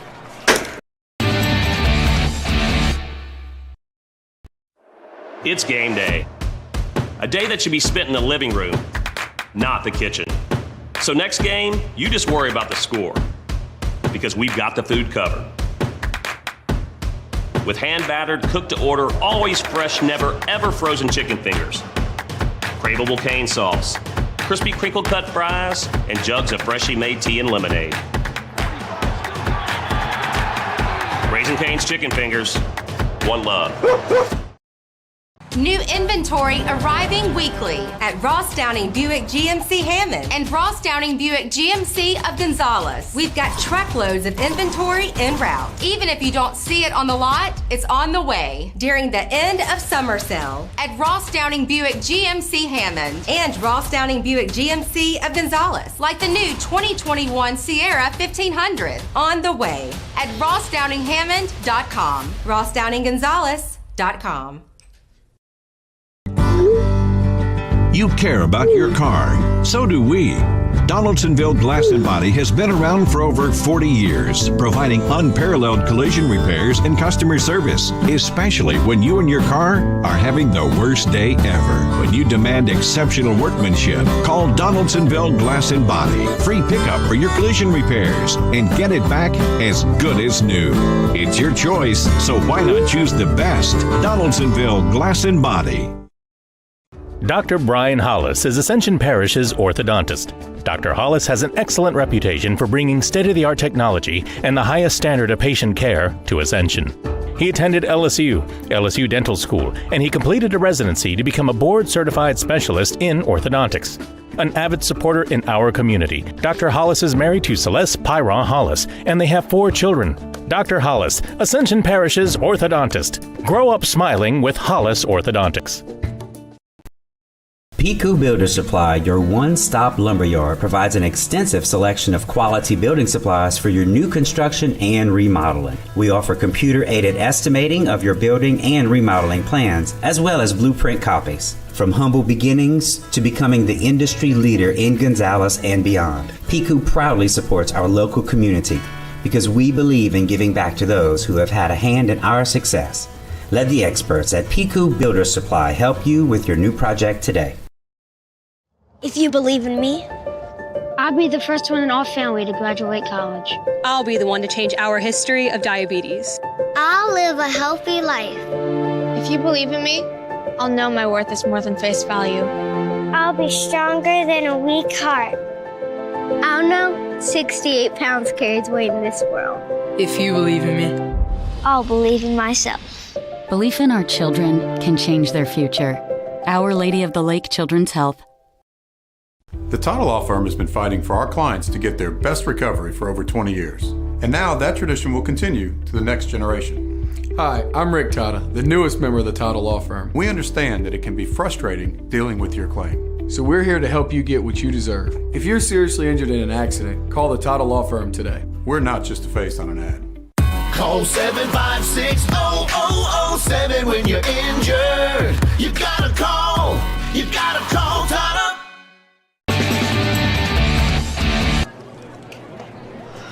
Here we are back at halftime of the Eatel game of the week. You see the score right there, and we're fixing to be entertained by the Santa Maria Gator Golden Band from Gatorland.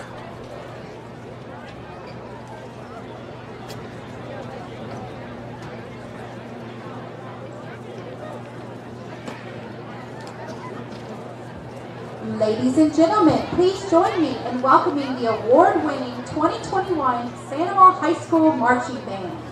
The band is under the field direction of drum majors Kaylee Gomez, Jennifer Sandoval, and Alexis Schamberger. We began our halftime performance with the opener to this year's marching show, one of Michael Jackson's most iconic songs. From his 1982 album of the same name that went 34 times platinum and is the best-selling music album of all time, here is Thriller.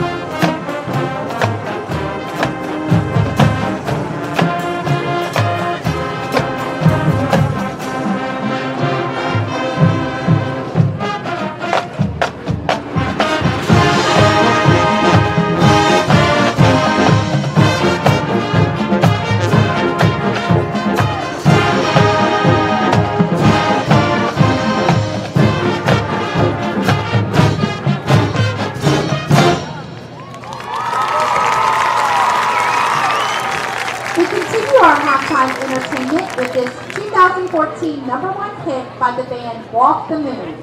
Here is Shut Up and Dance.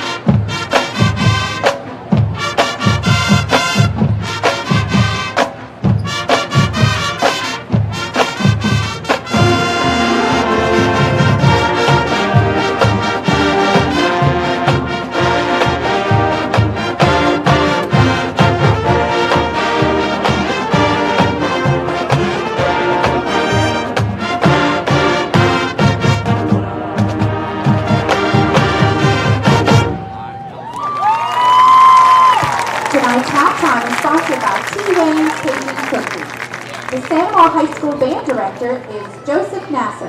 Assistant Directors are Andrew Graham and Craig Enid. Color Guard Instructor is Stephanie Montoya. Color Guard Sponsor is Kelsey Russo. Gatorette Sponsor is Kayla Bates. Front Ensemble Instructors are Colin Lytell and Sydney Daniels. Marching Techs are Chris Baker and Ross Boudreaux.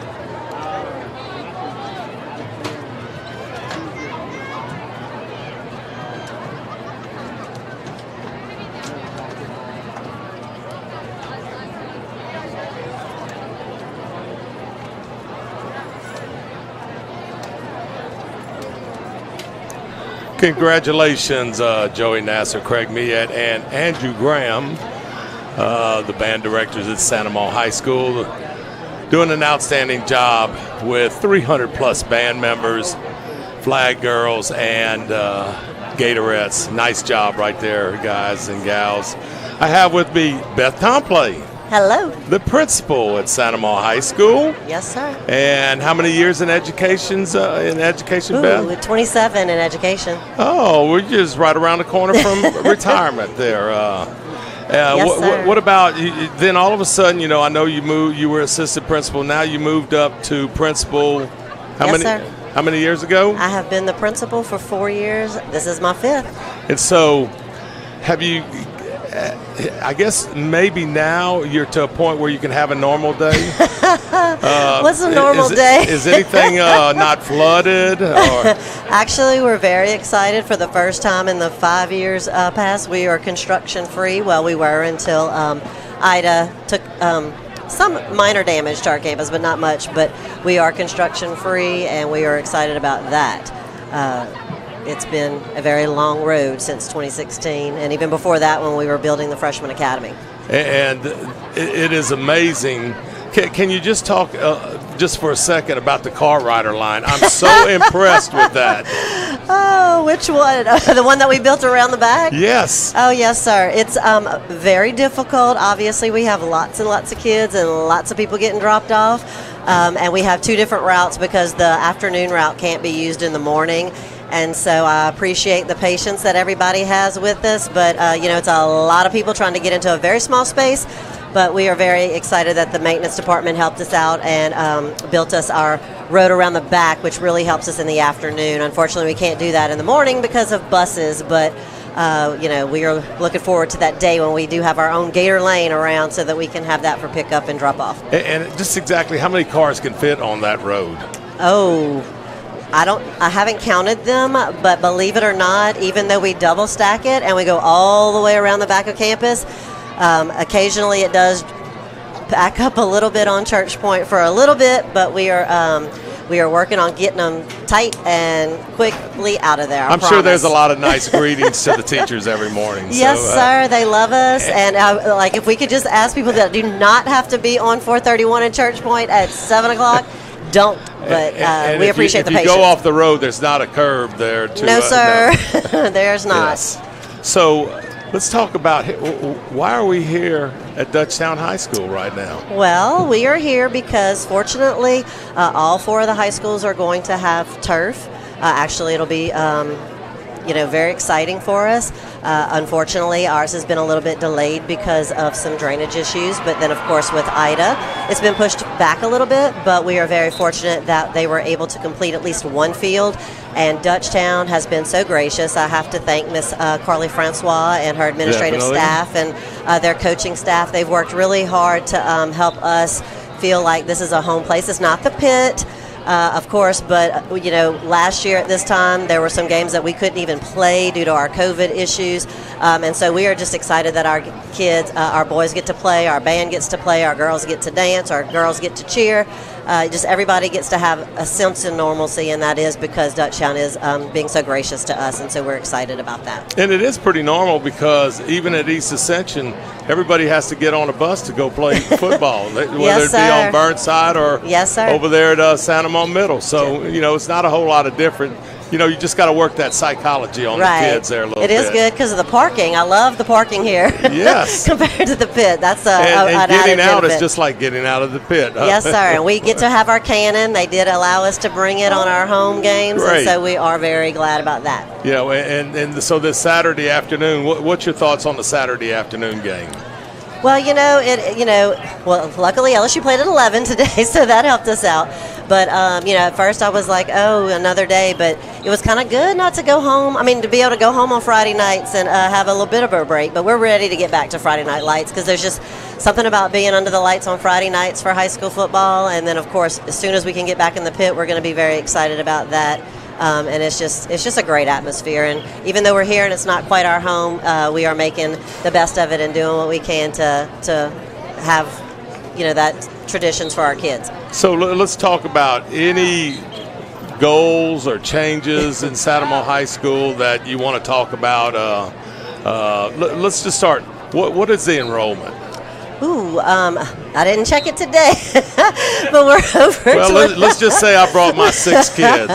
Yeah, we would bring them in, but no, we are busted at the seams, and we can't wait for Prairieville High School to open. It's going to be great. We are right at now. I think the last enrollment that I checked was close to 2,200, and if you count our kids that go to Apple and ECO, we're close to 2,300, and so it is a huge class. I think our freshman class is 620 this year. Wow. Yes, sir. And that freshman academy is important, isn't it? Oh, yes, sir, absolutely. We have a wonderful associate, Miss Carter, and she has an assistant that works with her, Miss Knott, and it is just great. It's a great concept, and I think it helps our freshmen be very successful. And then the rest of my administrative team, Miss Boudreau, Miss Gonzalez, and Miss Hall, they are just 3 fabulous, hardworking women, and we are just excited to see our kids every single day. Well, so we're kind of getting ready for a normal rest of this year right here. Not real certain, whether you're going to be back at the pit or anything like this. Any certain goals that you might have for Santa Monica High School this year that maybe you and your staff are working towards? We are just very proud of our kids, no matter what the adversities that they face and the obstacles that they have between the flood, the pandemic, the storms that happened. We had several hurricanes last year. We had a lot of destruction in our community, and our kids just keep being resilient, and they just keep amazing us, and so we just keep setting that bar high. We are so proud of our school. We're an A school. We've been an A school, and we continue to set that bar for our teachers and our kids, and they just keep meeting our expectations, and we look forward to seeing the things that they are going to do this year. We're very proud of the way that we prepare them for college and for their careers. We have a great Jumpstart program, and we have some great connections with other organizations that are just giving our kids the best opportunities that they can to be prepared for their workplace. So we're excited. Especially the opportunities that you get here in Ascension Parish. Oh, absolutely. I have worked here almost my whole professional life, and I would not ask for a better place. My child goes to Santa Maria High School. It is a wonderful community. We're very fortunate for the support that we get, and also for the industry and the professional partnerships that we have. And you say you talk about an A school. Coach Oliver, he's looking at that A score out there. Absolutely, we like that score. He says you have to work towards that one. Basically you have it once a year, and it's every Friday night for Coach Oliver. Absolutely. On that deal. So an A score, that's impressive. Yes, sir. And basically, what involves getting that A score? The characteristics. Well, for accountability purposes, there's 4 quadrants for high school, but basically it's assessments, which deals with the ACT and then their end of course exams, and then of course our graduation rate, which is one of the highest in the state, and then our graduation index, which is about how the quality of diploma that our kids have. And we're very proud of the fact that we have so many opportunities for them, whether it is something that they want to do in AP and dual enrollment courses, or if they want to go to ABC and take welding classes and things like that.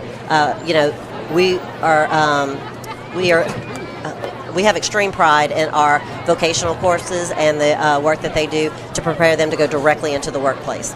And it's amazing, Beth, of what that ABC school can do for a kid. Absolutely. Because not just ABC. We now with our career center with the district, our kids are doing drones. They are doing digital media. They are doing So you can fly a drone? I cannot. I would crash a drone. But we do have some kids. Our huddle program that they do. If you ever get to see some of the highlights that they do of the games, they do an amazing job.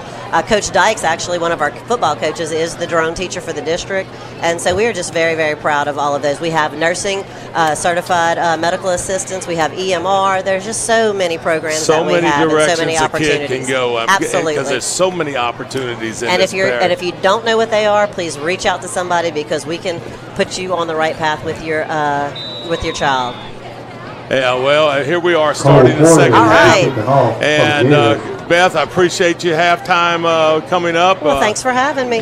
You're pulling the Gators through 25-0. Let's just see what happens next week. I think we're going to be right back here. Yes, sir. On a Friday night, I believe, if I'm not mistaken. First and 10 from the I have to check. Yes, I know exactly what you mean by that, and I think I just checked, and I think everybody else is away, and Santa Ma's at home.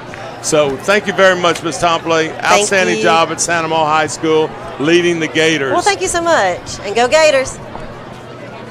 That's Beth Tompley. You can see right here our halftime score: Santa Maria 25, Opelousas, north of Lafayette, about 15 or 20 miles. 0, and Opelousas starts off the second half with the ball. Here's a little slip screen. That is not going to work right there. You got to be a lot crisper with that, Jeff. Got to be that receiver's got to catch it on the run, headed back towards that offensive tackle. And there you see the big defensive lineman that we have said his name, Dylan Carpenter, a number of times tonight. And so now it's second down and long.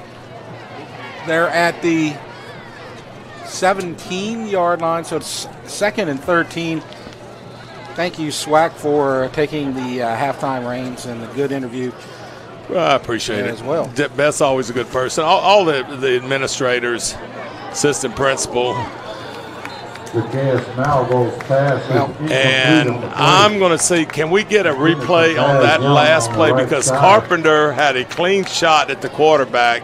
Watch right here. Right, broke through double coverage. Did not feel Very good. He was double teamed right there, and they just are having all kinds of problems trying to contain him, and so now it is 3rd and long. And so that quarterback is just a freshman.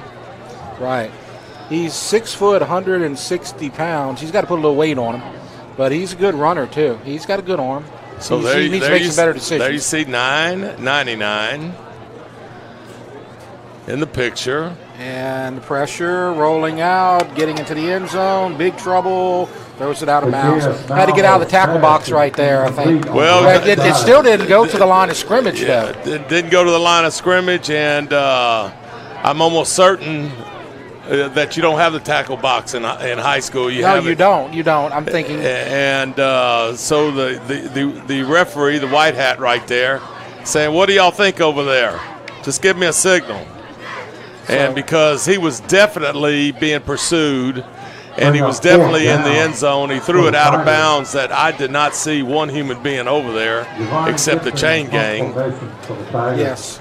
They're not going to call the penalty, it looks like. And the punter is going to be Giovanni Gibson. Good shot of the punter. And a line drive.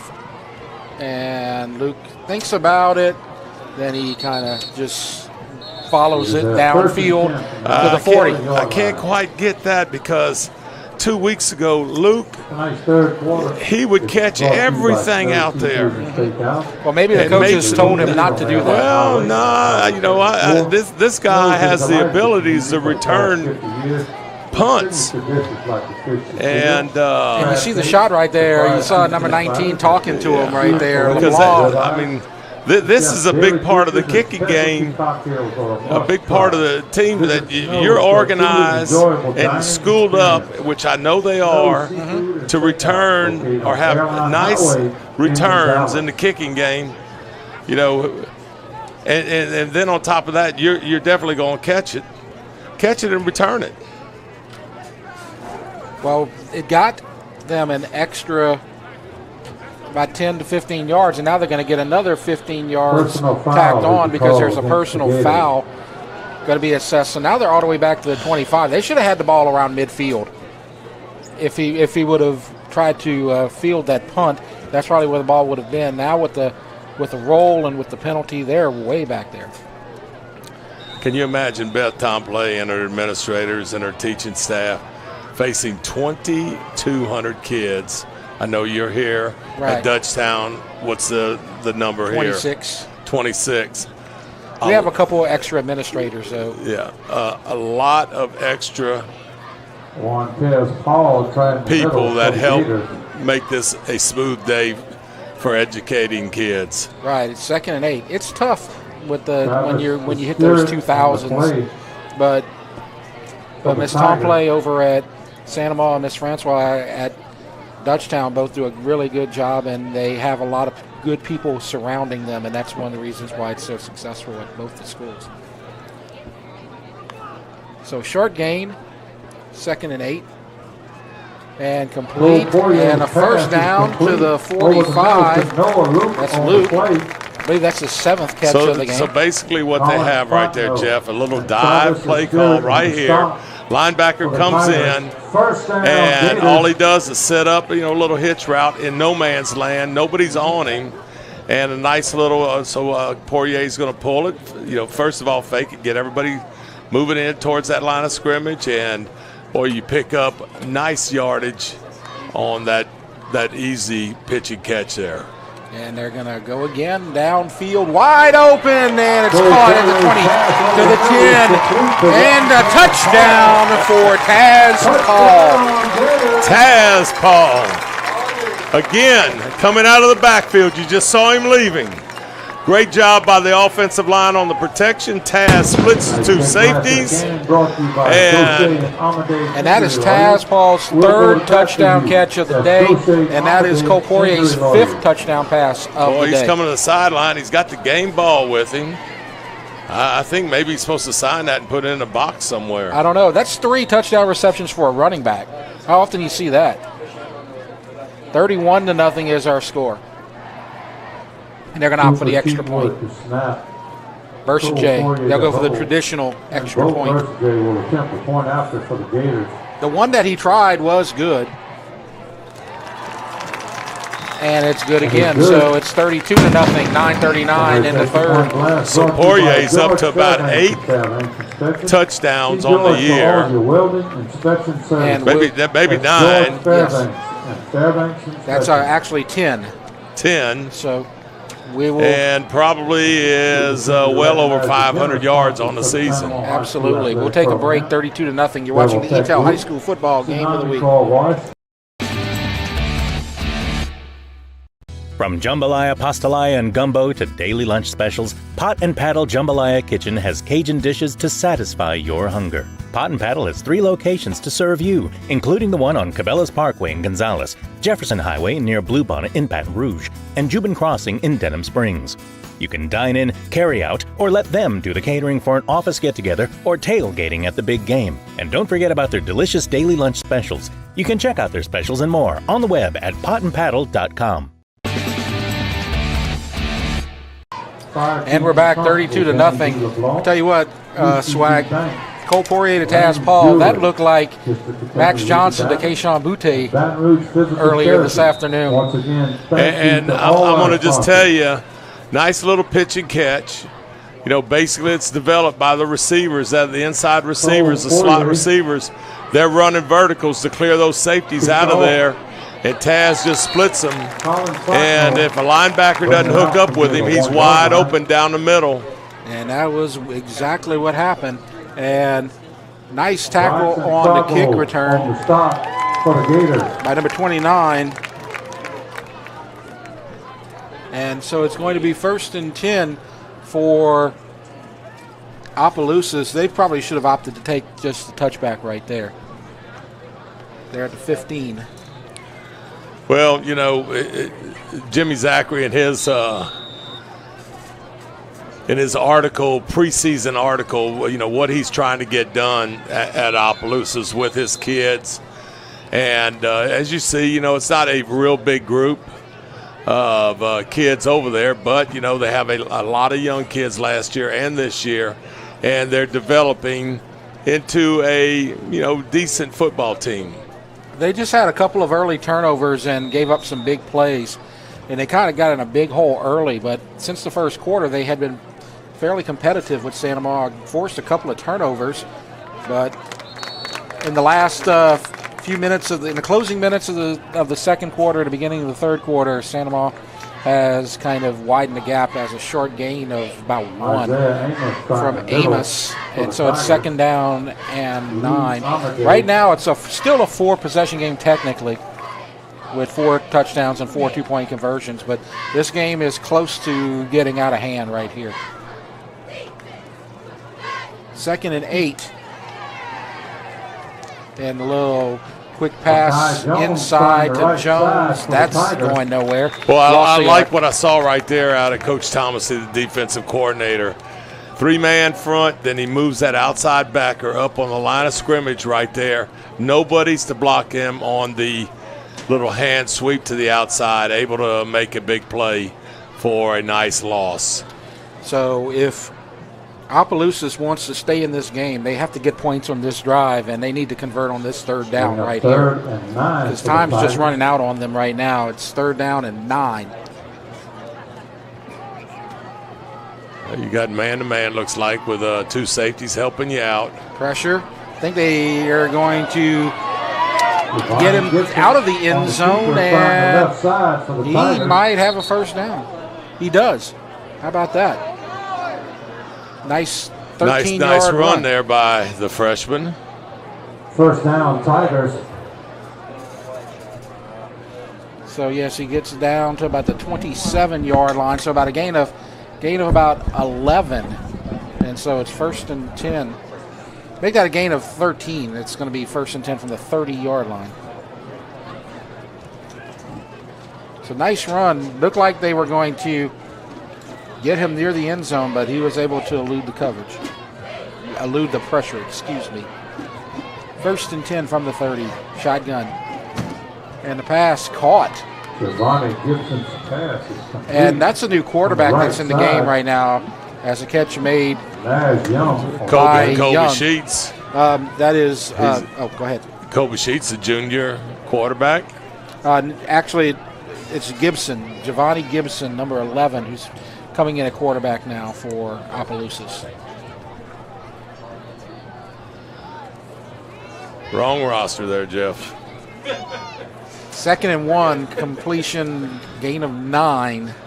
It's a good-looking kid, too. Absolutely. He has the 2 interceptions on Poirier. So he's a good two-way player. He's just a great athlete. And he gets the first down. He's got to be the guy they're building it around. He's a senior wide. He's listed as a wide receiver, but he's playing safety. He's playing quarterback. Well, he's everywhere. Did you see the little slant that he just threw 2 plays ago? I mean, that was also a quarterback throw right there. Yeah, he's also the punter. So he's their Swiss Army knife. Yeah, 6'3", 210. He's quite the athlete. Ball at the 41.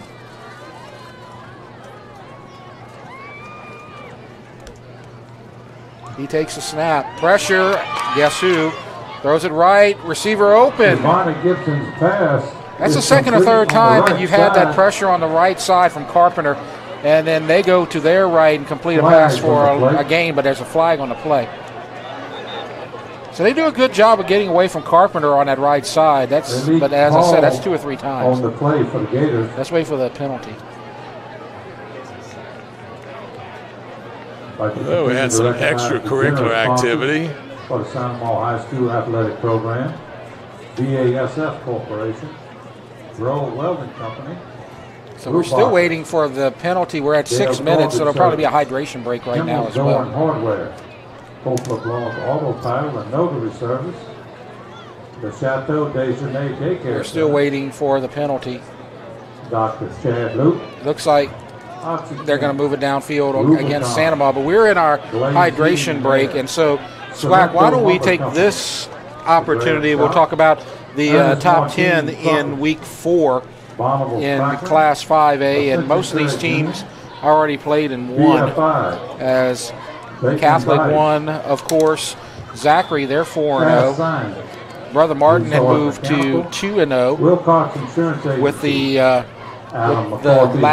last second 3 overtime win. And then the rest of these teams, Acadiana's 2-2, but they have 2 quality losses, if you want to call it that. Well, they were excited last night. I was listening to it on the radio that Acadiana actually scored like 40-something points in a game. They got some offense rolling against Sulphur last night. But, Captain Shreve, as of late, has been one that you have to consider. Dead ball foul is the call against the Gators. So a personal foul, dead ball foul against the Gators. But Curtis, another one, only played 1 game this year. I believe Captain Shreve had a COVID victory last night as well, so they didn't play, I think. But I'm going to just tell you, just from what I've been seeing score-wise, I think Zachary could hang in there with anybody, and I think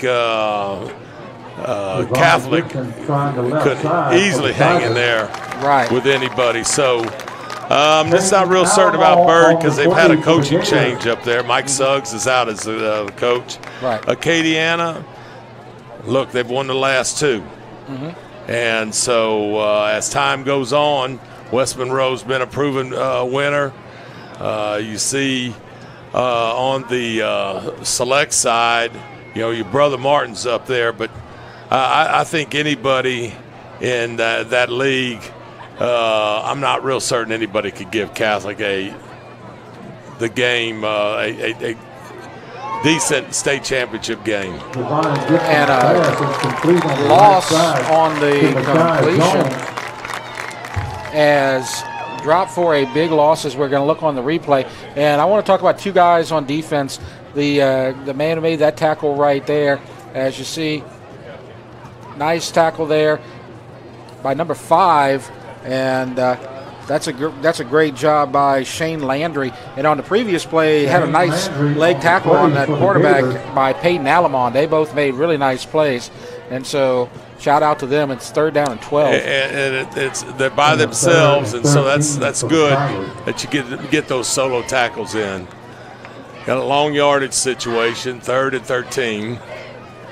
And there's the quarterback rolling out. He's in trouble from behind and incomplete. As they try to get it to Jones, and it's going to be 4th down and long. Incomplete on the play. They may go for it right here, but it's 4th and 12. Boy, it's hard right here to be running to your left and being a right-handed quarterback if you can't get those shoulders turned to throw. They've been more effective rolling to the right and throwing to the right side than that left side. Why not go for it? And it might say, speaking about, you look at Opelousas, it looks like they brought a nice crowd right there. Yeah. And the Gator followers it looks like they've packed the stadium on this side, like we've seen almost every week with either a Dutchtown or East Ascension game. Now, and as we said, the band is on the visitor side. Everybody has different places as there's a whistle. I believe the play clock's run out, so that's going to be another 5. But Santa Ma sets up on the visitor side, and there's room on the visitor side, so why not? At Dutchtown, Sheely Bell sets up around the flagpole that you see over there in the corner in that shot behind the end zone. And for East Ascension, I believe they set up on the home side of the field. But everybody's got a different setup and a different routine like that. And if there's enough room for the band out there, put them in the visitor side because they can play to the home crowd. So I believe a timeout has been called as we have a 4th down and long. Santa Ma is 2-0. Let's look at their schedule while we have a chance. They beat Walker and Kennedy. They look like they're going to get a victory here tonight against Opelousas. Helen Cox will be an interesting game next week. And then you get district. You start out with McKinley. They start out with the easiest district game, and then it gets progressively harder. Well, it gets harder in a hurry at Catholic High. Yeah, I think Midland, McKinley played up in Shreveport. Yeah. Yesterday. Came close, too. And so I'm not going to say this is going to be your easiest schedule at district, but McKinley probably so. Here's your 4th and 13 situation. And so the snap, pressure, has to just throw it up for grabs, out of bounds, incomplete. So Santa Ma will take over. Now what I've heard, and we talked about it last night in the broadcast, of course, they always finish with the traditional rivalry game against East Ascension.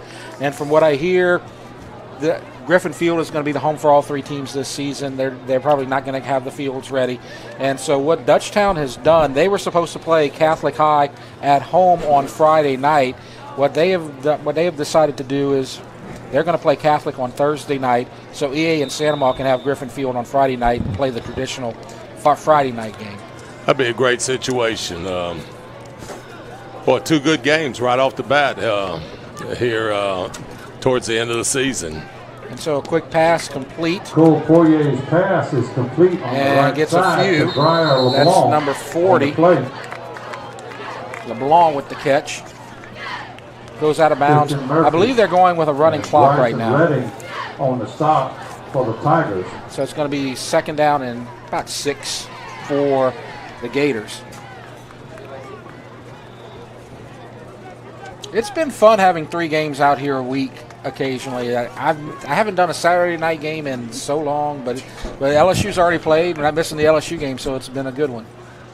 Run up the middle, and that's a huge hole, and he's going to get his 4th touchdown. That's Taz Paul. I wish I could see an end zone copy of this because there was a hole that opened up like the Red Sea right there for Taz. Absolutely. Untouched, right up the middle.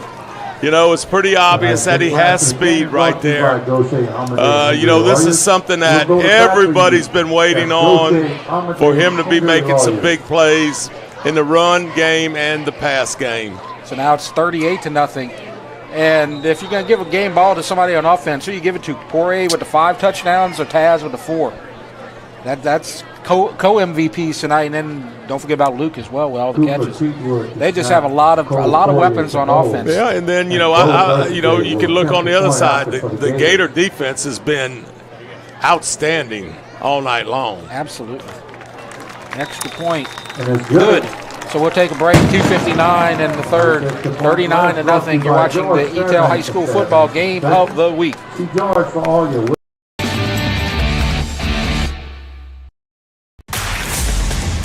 Welcome back. We've missed you. We know it's been tough. Because rebuilding your business isn't for the faint of heart. Your business needs a jump start. And we're here to help. Introducing Surge, symmetrical speed fiber internet from Eatel Business. Revved up data speeds at 30% off, plus 3 months free. We're glad you're back, and we're here to make your business surge.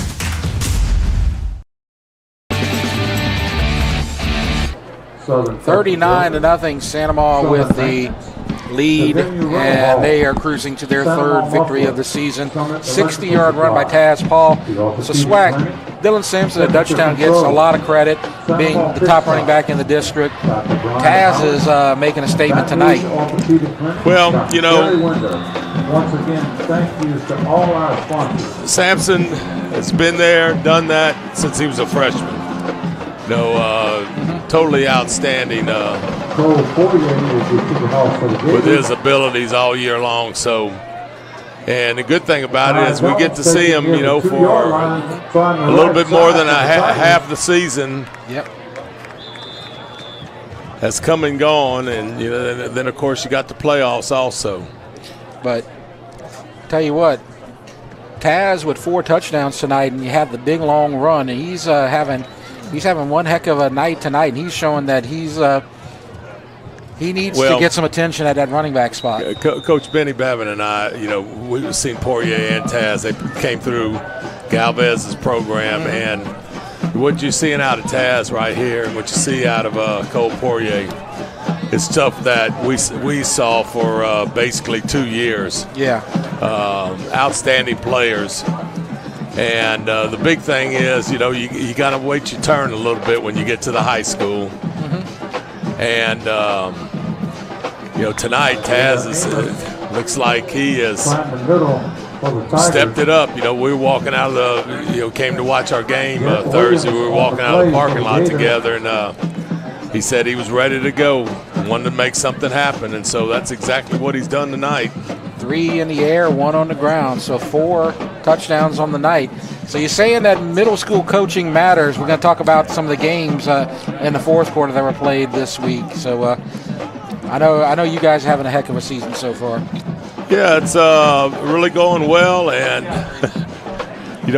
we're hoping and hoping and hoping that we can continue to play week after week, because just like in talking with Beth Tomplay, and I know my wife's assistant principal at East Ascension, every day you never know what's going to happen. And we hear it at Galvez also. It doesn't matter what school you're at. But it is amazing just how 1 or 2 little things could affect, your week or even your season maybe. Well, on the field, Opelousas got a first down, and so they're driving the ball. And the quarterback rolling out, dumps it, and it's incomplete. Tried to make an acrobatic catch. That was the Stephen receiver. Landry coming from the backside. Yeah.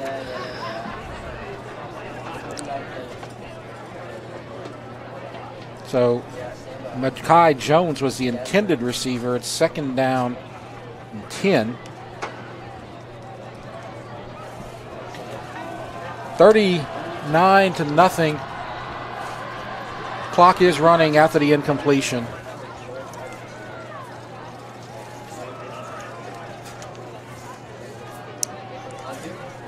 And a nice run on 2nd and 10. So they get a few extra yards. It's going to be 3rd down and short, approaching the end of the third quarter. So we're talking about the middle schools, and we can talk about that for a second here. Of course, Galvez with the 38-8 win over Lake, and you get Prairieville next week, right? Yeah, in Prairieville, I think they've handled us, the last couple of years. And so, we have a very good team, and know they have one. And, each and every week you just never know what you're going to face. And so it's going to be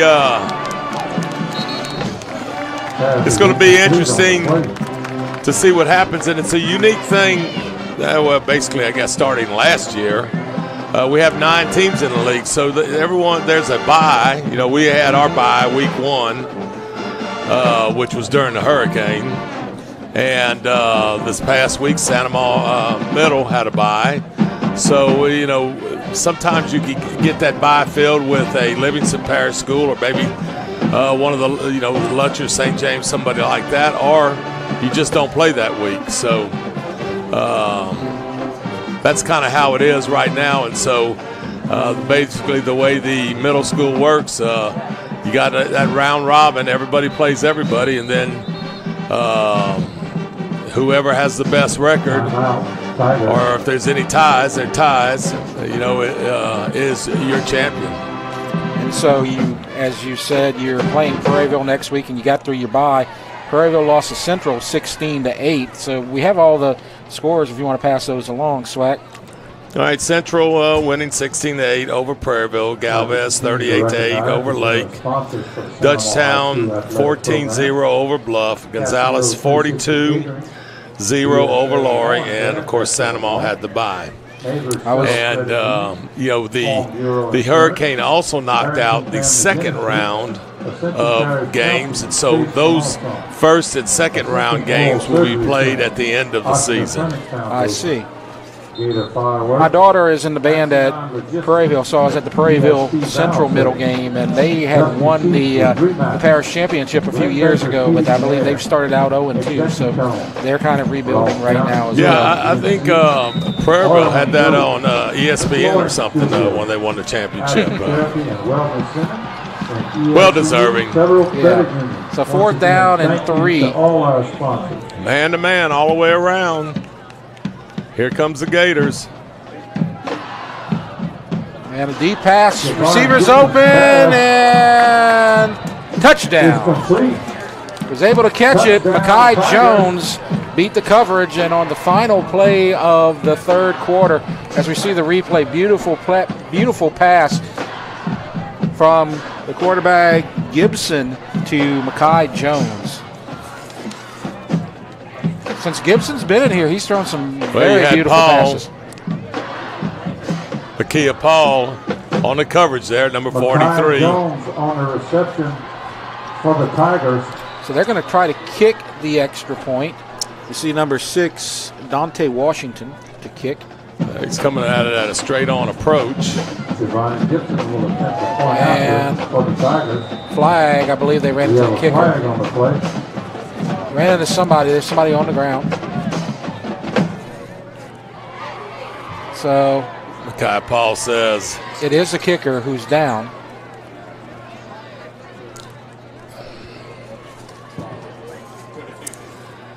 And that is Dante Washington, the kicker. A 6'1", 190-pound junior. So let's see the replay. And you see him coming in. They got his foot. That's not good. Yeah, that's going to be tough. You're trying to get the, no bad intent right there. You're trying to block it, and you're going at his foot, and you kind of get caught up. And he got caught between two guys right there. So we're going to keep it here for a moment, try to figure out. I'm sure the penalty is going to be roughing the kicker. Third quarter is being sponsored by Stowe Seafood and Steakhouse, conveniently located on Hairline. Well, I tell you what, while he is, it looks like he's getting up. For the past 50 years. I don't think he's going to kick again tonight. They may have to. I did not see if the extra point was good or not. But well, the chef's daily features and specialty cocktails. It's good to see him back up. I mean, when you have somebody kind of coming straight at you, that's not in the philosophy of blocking a kick or whatever. I see. Airline Highway in Gonzales. So they may be going for 2 right here, just out of necessity. Well, I saw some of your, in fact, maybe the first teamers back in there for the Gators. That ball being moved half the distance to the goal, so it'll be at the 1.5 yard line. And you see the quarterback Gibson in the game. I'm thinking we're going right here.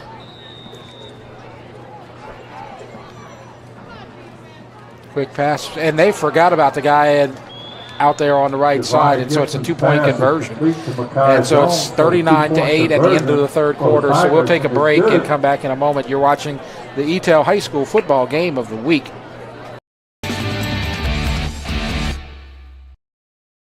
Introducing outage text alerts from Eatel. Sign up is quick, free, and easy. Stay informed, receive updates, and get emergency messages. Plus, our outage text alerts will notify you when there is a service disruption in your area. Sign up in 3 easy steps. Just log into your account, go to account settings, and select text notifications. It's that simple. So, sign up today at myaccount.eatel.com.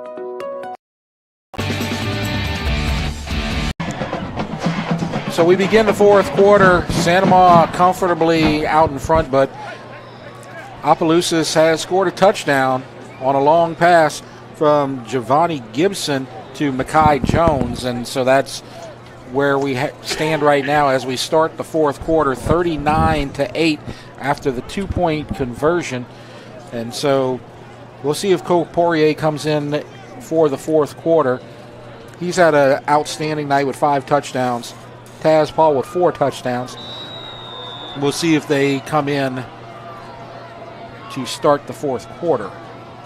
Giovanni Gibson's kicking off. A short kick taken at the 32-yard line. Dancing around, can't get free.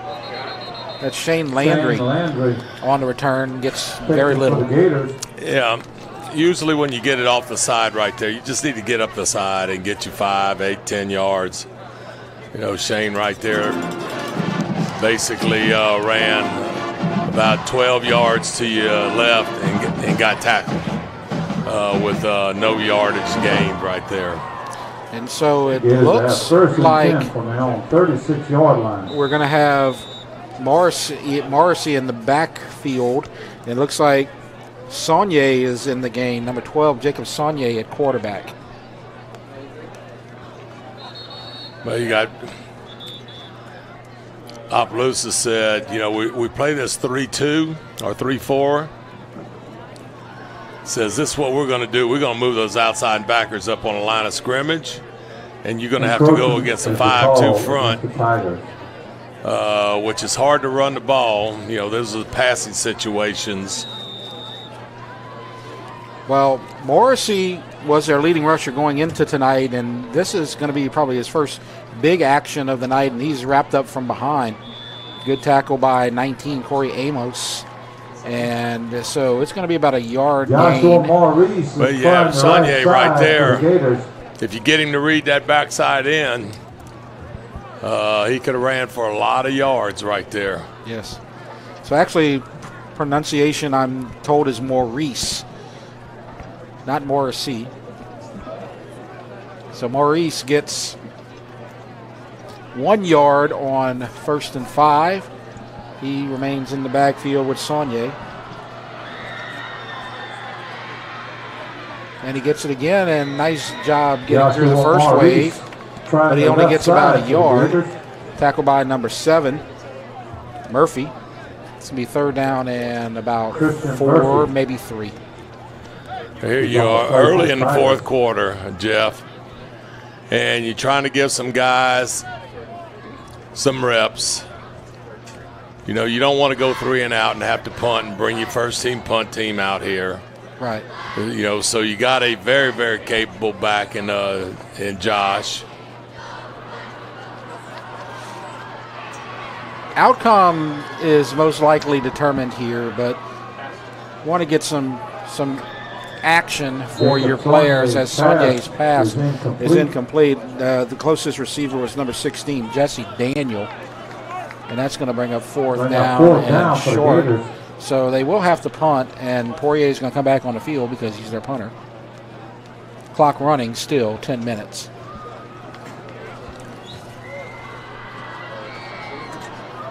Got 2 guys back deep. That's going to be Murphy and Jones for Opelousas.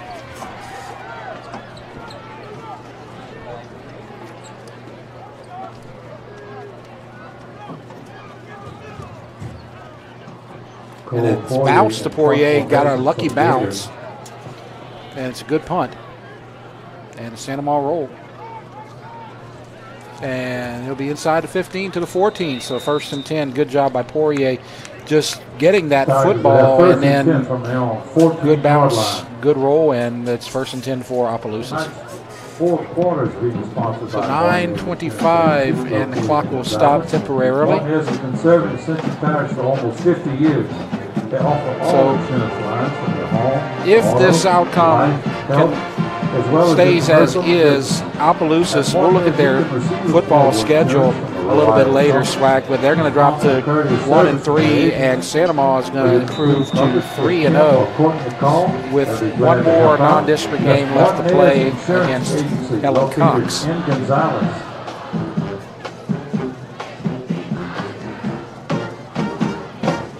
So 1st down, big hole, and a 1st down. Good job upending him by Brant Zeller, number 39, though. But it's going to be a 1st and 10 for the Opelousas Tigers. As you see the big hole right there. But Zeller comes up and closes it before he gets even more damage. Brant Zeller on the play for the Gators.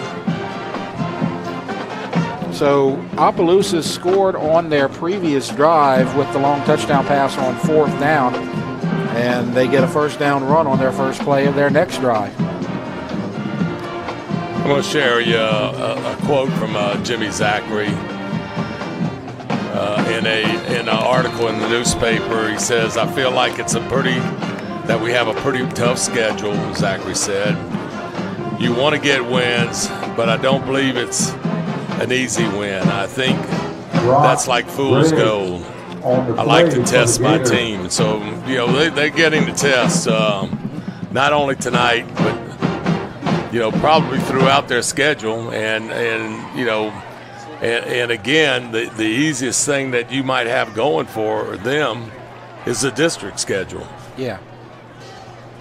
And, of course, you had mentioned the connections between Zachary and East Ascension, as the pass is incomplete, and it's going to bring up 2nd down and 10. And so it looks like, well, you talk about Zachary, and you talked about the connection to Darnell Lee, and of course Darnell came from Opelousas, coached in that Opelousas area, and then came back to East Ascension, and Zachary moves back to Opelousas. So it's 3rd down and 7.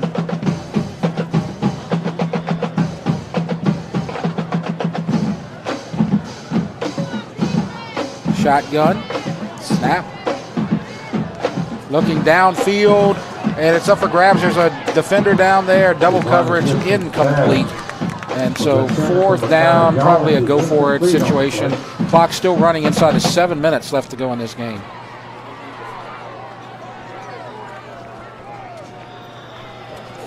Tell you what, that was a pretty good chunk, yes. Right at 50 yards. And it looks like they're just going to go ahead and opt for the punt.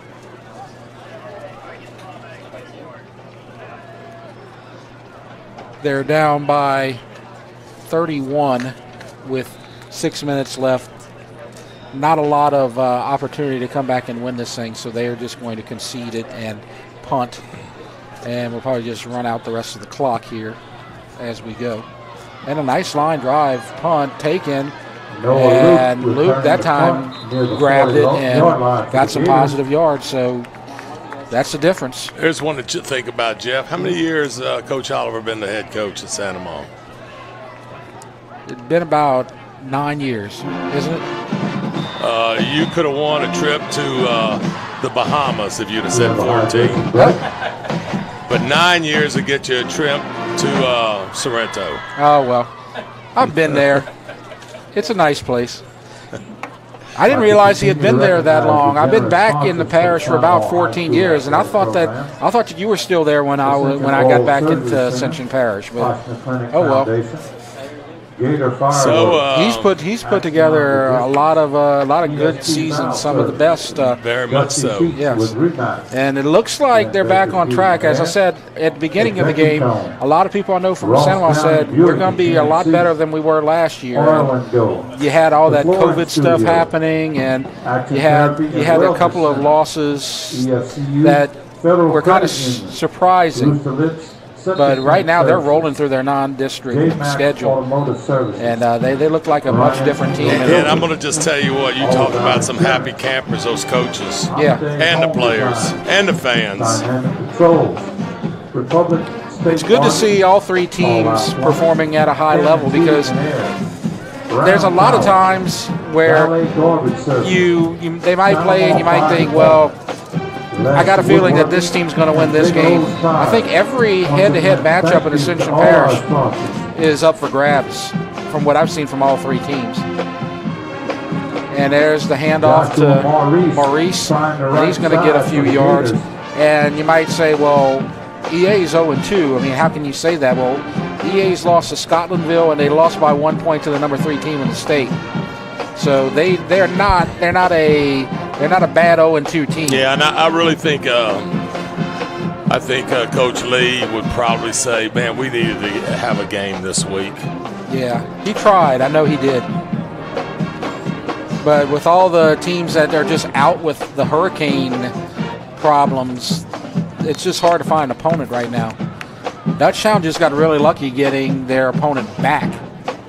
They may not have been able to find anybody. So Washita, they didn't have a game, or the game was... Washita, I believe, had an open date all along as well.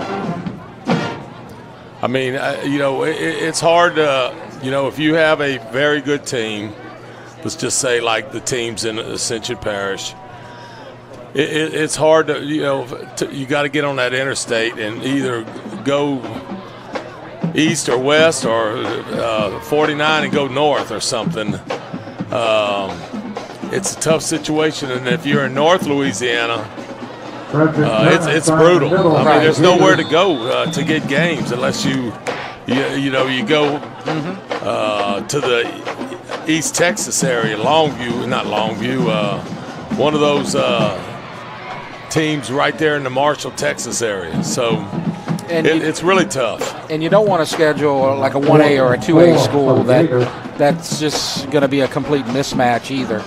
Well, you see that this week, Lafayette Christian, I think they're playing Catholic of Baton Rouge. Right. Well, that's an exception because they're just they're just very they're one of the best teams in the state at any level.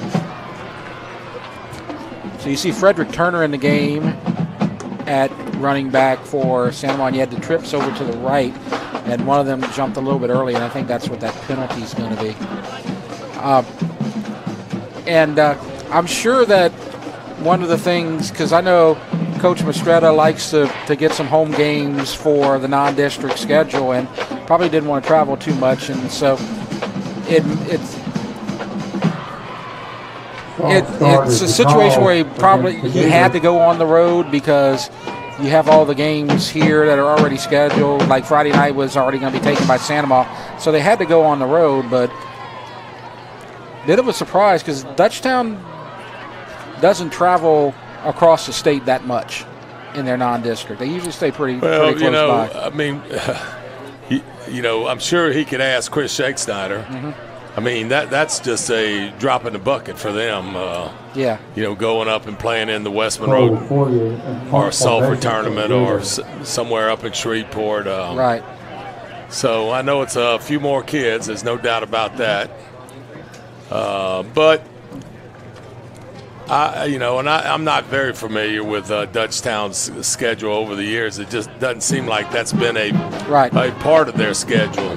Back in the day, probably about 10 years ago, they had a home and home with Captain Shreve. But other than that, they stay close to home most of the time. Now that's different from Darnell Lee. East Ascension, they go to Shreveport, and they want to go to Shreveport because I talked to him for one of the coaches' shows, and he said, I like going to Shreveport because you're going to have to go to Shreveport or Monroe in the playoffs, so let's get a road trip and let's get that out of our system. And and let's see what it's like so that when we go there for the playoffs, we'll be used to it already. Well, and that's what coaches say, and just make sure that there's a rhyme or reason, to what you're doing right here, and hopefully you kids understand this, because see, baseball, and I would say baseball, softball, soccer, maybe even basketball. Most of those kids, if they're playing some type of summer league, AAU or whatever. They're used to spending the night away, going on the road. Just doesn't happen in football. Just way too many bodies to take with you. And a lot of times you play those tournaments, like you say in Sulphur and baseball, and you play in 2 or 3 days again, and you had 3 games being played, or you had the best of 3, because that's what happened with Dutchtown and baseball in the playoffs. In round 2, they went over to Shreveport and won a series over there against Benton, and then the next week they had to go to West Monroe, so they had to travel long distances 2 weeks in a row and stay overnight and do all that type of stuff. Very expensive. Yes. They went on school bus? I am not sure. I didn't get to go on the trip. We were going to try to cover that game, the games at West Monroe, but we couldn't pull it off. I was stuck at home following it on Twitter. Yes, I do have a Twitter account. So we're inside of 2 minutes and kind of just riding it out here. Opelousas, as you see the quarterback rolling out. We could talk about their schedule real fast if you'd like. Opelousas, they're 1-2. They were 0-5 last year, and it was a really bad season for them with the COVID stuff. But they've already had a win against Bossier, and Turlings beat Notre Dame. You know that, Swag. So they're a good team. Yes. Southside's a 5A playoff team last year. And then you got a tough district. You said Breaux Bridge is down, but Livonia, Cecilia, that's some good teams there. Well, you had Vanderbilt beat a nice breakthrough right there for a big game. Vanderbilt beat Breaux Bridge. Beauchene, I don't think's very Not good. much, no. Cecilia, I've already spoke about them. I saw them play earlier in the Jamboree. I thought they were very good. Livonia, I know in past years, have been very good. Northside, no. Abbeville, not real certain on that one. But I think they have a chance to pick up 2 or 3 more wins and possibly getting into that 4A playoffs. And so we will wrap this up in just a moment. We're going to take a commercial break at the end of the game. Then we're going to come back and talk about this and some of the games next week as pass is incomplete. And the clock stops with 24 seconds left. We'll see if they start to run it and just finish this out. But we can talk about it right now since the clock has stopped. The games of the week that are upcoming. Next week we're going to be here for Santa Ma over here at Griffin Field, and that's going to be Helen Cox against Santa Ma on Friday night. And then the other game that we're going to have is St. Martin's Episcopal at Ascension Christian. And then in 2 weeks, district play McKinley at Santa Ma. So we'll be giving Santa Ma 3 weeks in a row. And then East Ascension is going to go to Catholic High, and that's going to be covered as well. And so now a nice run by the quarterback, and he might go down to the 30. I thought for a second there he might be able to break it. And there's 9 seconds left, maybe one more play. Look at this. This guy Gibson, I'm really impressed with him. He's the best player on the field on that Opelousas side for sure. If you can get your offense rigged right around things that he can do. He can extend plays, maybe do some read options and stuff like that. It could be, he could definitely help them win games. So 9 seconds left and the clock not running. So 1, maybe 2 more plays left. Opelousas will get a shot or 2 at the end zone. No pressure. Downfield. Caught to the 6. 1 second, and the clock runs out. And so that'll do it. So they tried to get downfield, but they ran out of time. We'll take a break with our final score, 39-6. You're watching the Eatel High School football game of the week. With the score, the Opelousas Tigers 8, and Sandoval Gators 39. It's game day. A day that should be spent in the living room, not the kitchen. So next game, you just worry about the score, because we've got the food covered. With hand-battered, cooked-to-order, always fresh, never, ever frozen chicken fingers, craveable cane sauce, crispy crinkle-cut fries, and jugs of freshly made tea and lemonade. Raising Cane's chicken fingers, one love. New inventory arriving weekly at Ross Downing Buick GMC Hammond and Ross Downing Buick GMC of Gonzales. We've got truckloads of inventory en route. Even if you don't see it on the lot, it's on the way during the end of summer sale at Ross Downing Buick GMC Hammond and Ross Downing Buick GMC of Gonzales. Like the new 2021 Sierra 1500 on the way at RossDowningHammond.com. RossDowningGonzales.com. You care about your car. So do we. Donaldsonville Glass and Body has been around for over 40 years, providing unparalleled collision repairs and customer service, especially when you and your car are having the worst day ever. When you demand exceptional workmanship, call Donaldsonville Glass and Body. Free pickup for your collision repairs and get it back as good as new. It's your choice, so why not choose the best? Donaldsonville Glass and Body.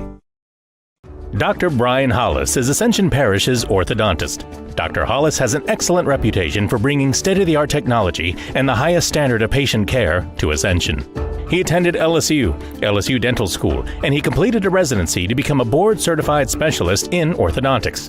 An avid supporter in our community, Dr. Hollis is married to Celeste Pyron Hollis, and they have 4 children. Dr. Hollis, Ascension Parish's orthodontist. Grow up smiling with Hollis Orthodontics. Piku Builder Supply, your one-stop lumberyard, provides an extensive selection of quality building supplies for your new construction and remodeling. We offer computer-aided estimating of your building and remodeling plans, as well as blueprint copies. From humble beginnings to becoming the industry leader in Gonzales and beyond, Piku proudly supports our local community because we believe in giving back to those who have had a hand in our success. Let the experts at Piku Builder Supply help you with your new project today. If you believe in me, I'll be the first one in our family to graduate college. I'll be the one to change our history of diabetes. I'll live a healthy life. If you believe in me, I'll know my worth is more than face value. I'll be stronger than a weak heart. I'll know 68 pounds carries weight in this world. If you believe in me, I'll believe in myself. Belief in our children can change their future. Our Lady of the Lake Children's Health. The Title Law Firm has been fighting for our clients to get their best recovery for over 20 years. And now that tradition will continue to the next generation. Hi, I'm Rick Tata, the newest member of the Title Law Firm. We understand that it can be frustrating dealing with your claim. So we're here to help you get what you deserve. If you're seriously injured in an accident, call the Title Law Firm today. We're not just a face on an ad. Call 756-0007 when you're injured. You gotta call Title. And we're back, and we're going to wrap things up with Jeff Porsche and Coach Swack. 39-8, our final. Not a lot of negatives you really need to talk about tonight, but the positives much outweigh the negatives. You got the 5 touchdowns from Poirier. You got the 4 touchdowns from Taz. You got some good pursuit by Carpenter. You had Amade with the interception, some nice tackles. So a lot of good things to talk about here tonight for Santa Monica. And, mentioned it earlier, but defensively, I thought the defensive front 3 were outstanding. Then you throw in the 2 inside linebackers and sometimes the outside linebackers. They were a tough bunch tonight, and boy, the secondary right off the bat started with some fantastic plays. The Landry boys really did an outstanding job. So defensively, I was very impressed with the Gators tonight. They have a really good team, and they're going to be tough as they go into district play. They got one more game before district, and that's going to be one of our 2 games of the week. next week. And so we'll be here at Dutchtown High for Helen Cox against Santa Ma. And the other game will be St. Martin's Episcopal at Ascension Christian. So those are going to be our 2 games next week. And so Santa Ma improves to 3-0, and they get Helen Cox next week. And then Opelousas drops to 1-3, and they are going to play Abbeville next week. So Abbeville is 5-0. So that's going to be a tough match for them as well. So any final thoughts, Swack? Well, I think, because I'm still coaching at Galvez middle school level, every day is a different day when you're dealing with the COVID, and with all the problems that people are having, as far as finally getting electricity back, finally getting back to school and stuff like this. So I think when every coach gets through with practice every day, he probably says, "Thank you for allowing us to be out here and participate today." And then the same thing goes for each and every one of the games. Football is a tough sport, and it takes a lot of hard work, and for these kids and for these coaches, and not to forget, the parents and all the fans too, and all the support groups. So it's a big deal in the communities and the schools, and I know everybody's excited just to be able to get out there and get some games in and participate. And we'll have more games here at Griffin Field as the season goes along, and we're going to wrap things up here tonight. So, again, our final score, 39-8 for Coach Swack. I'm Jeff Porsche, and we'll see you next week. You've been watching the Eatel High School Football Game of the Week.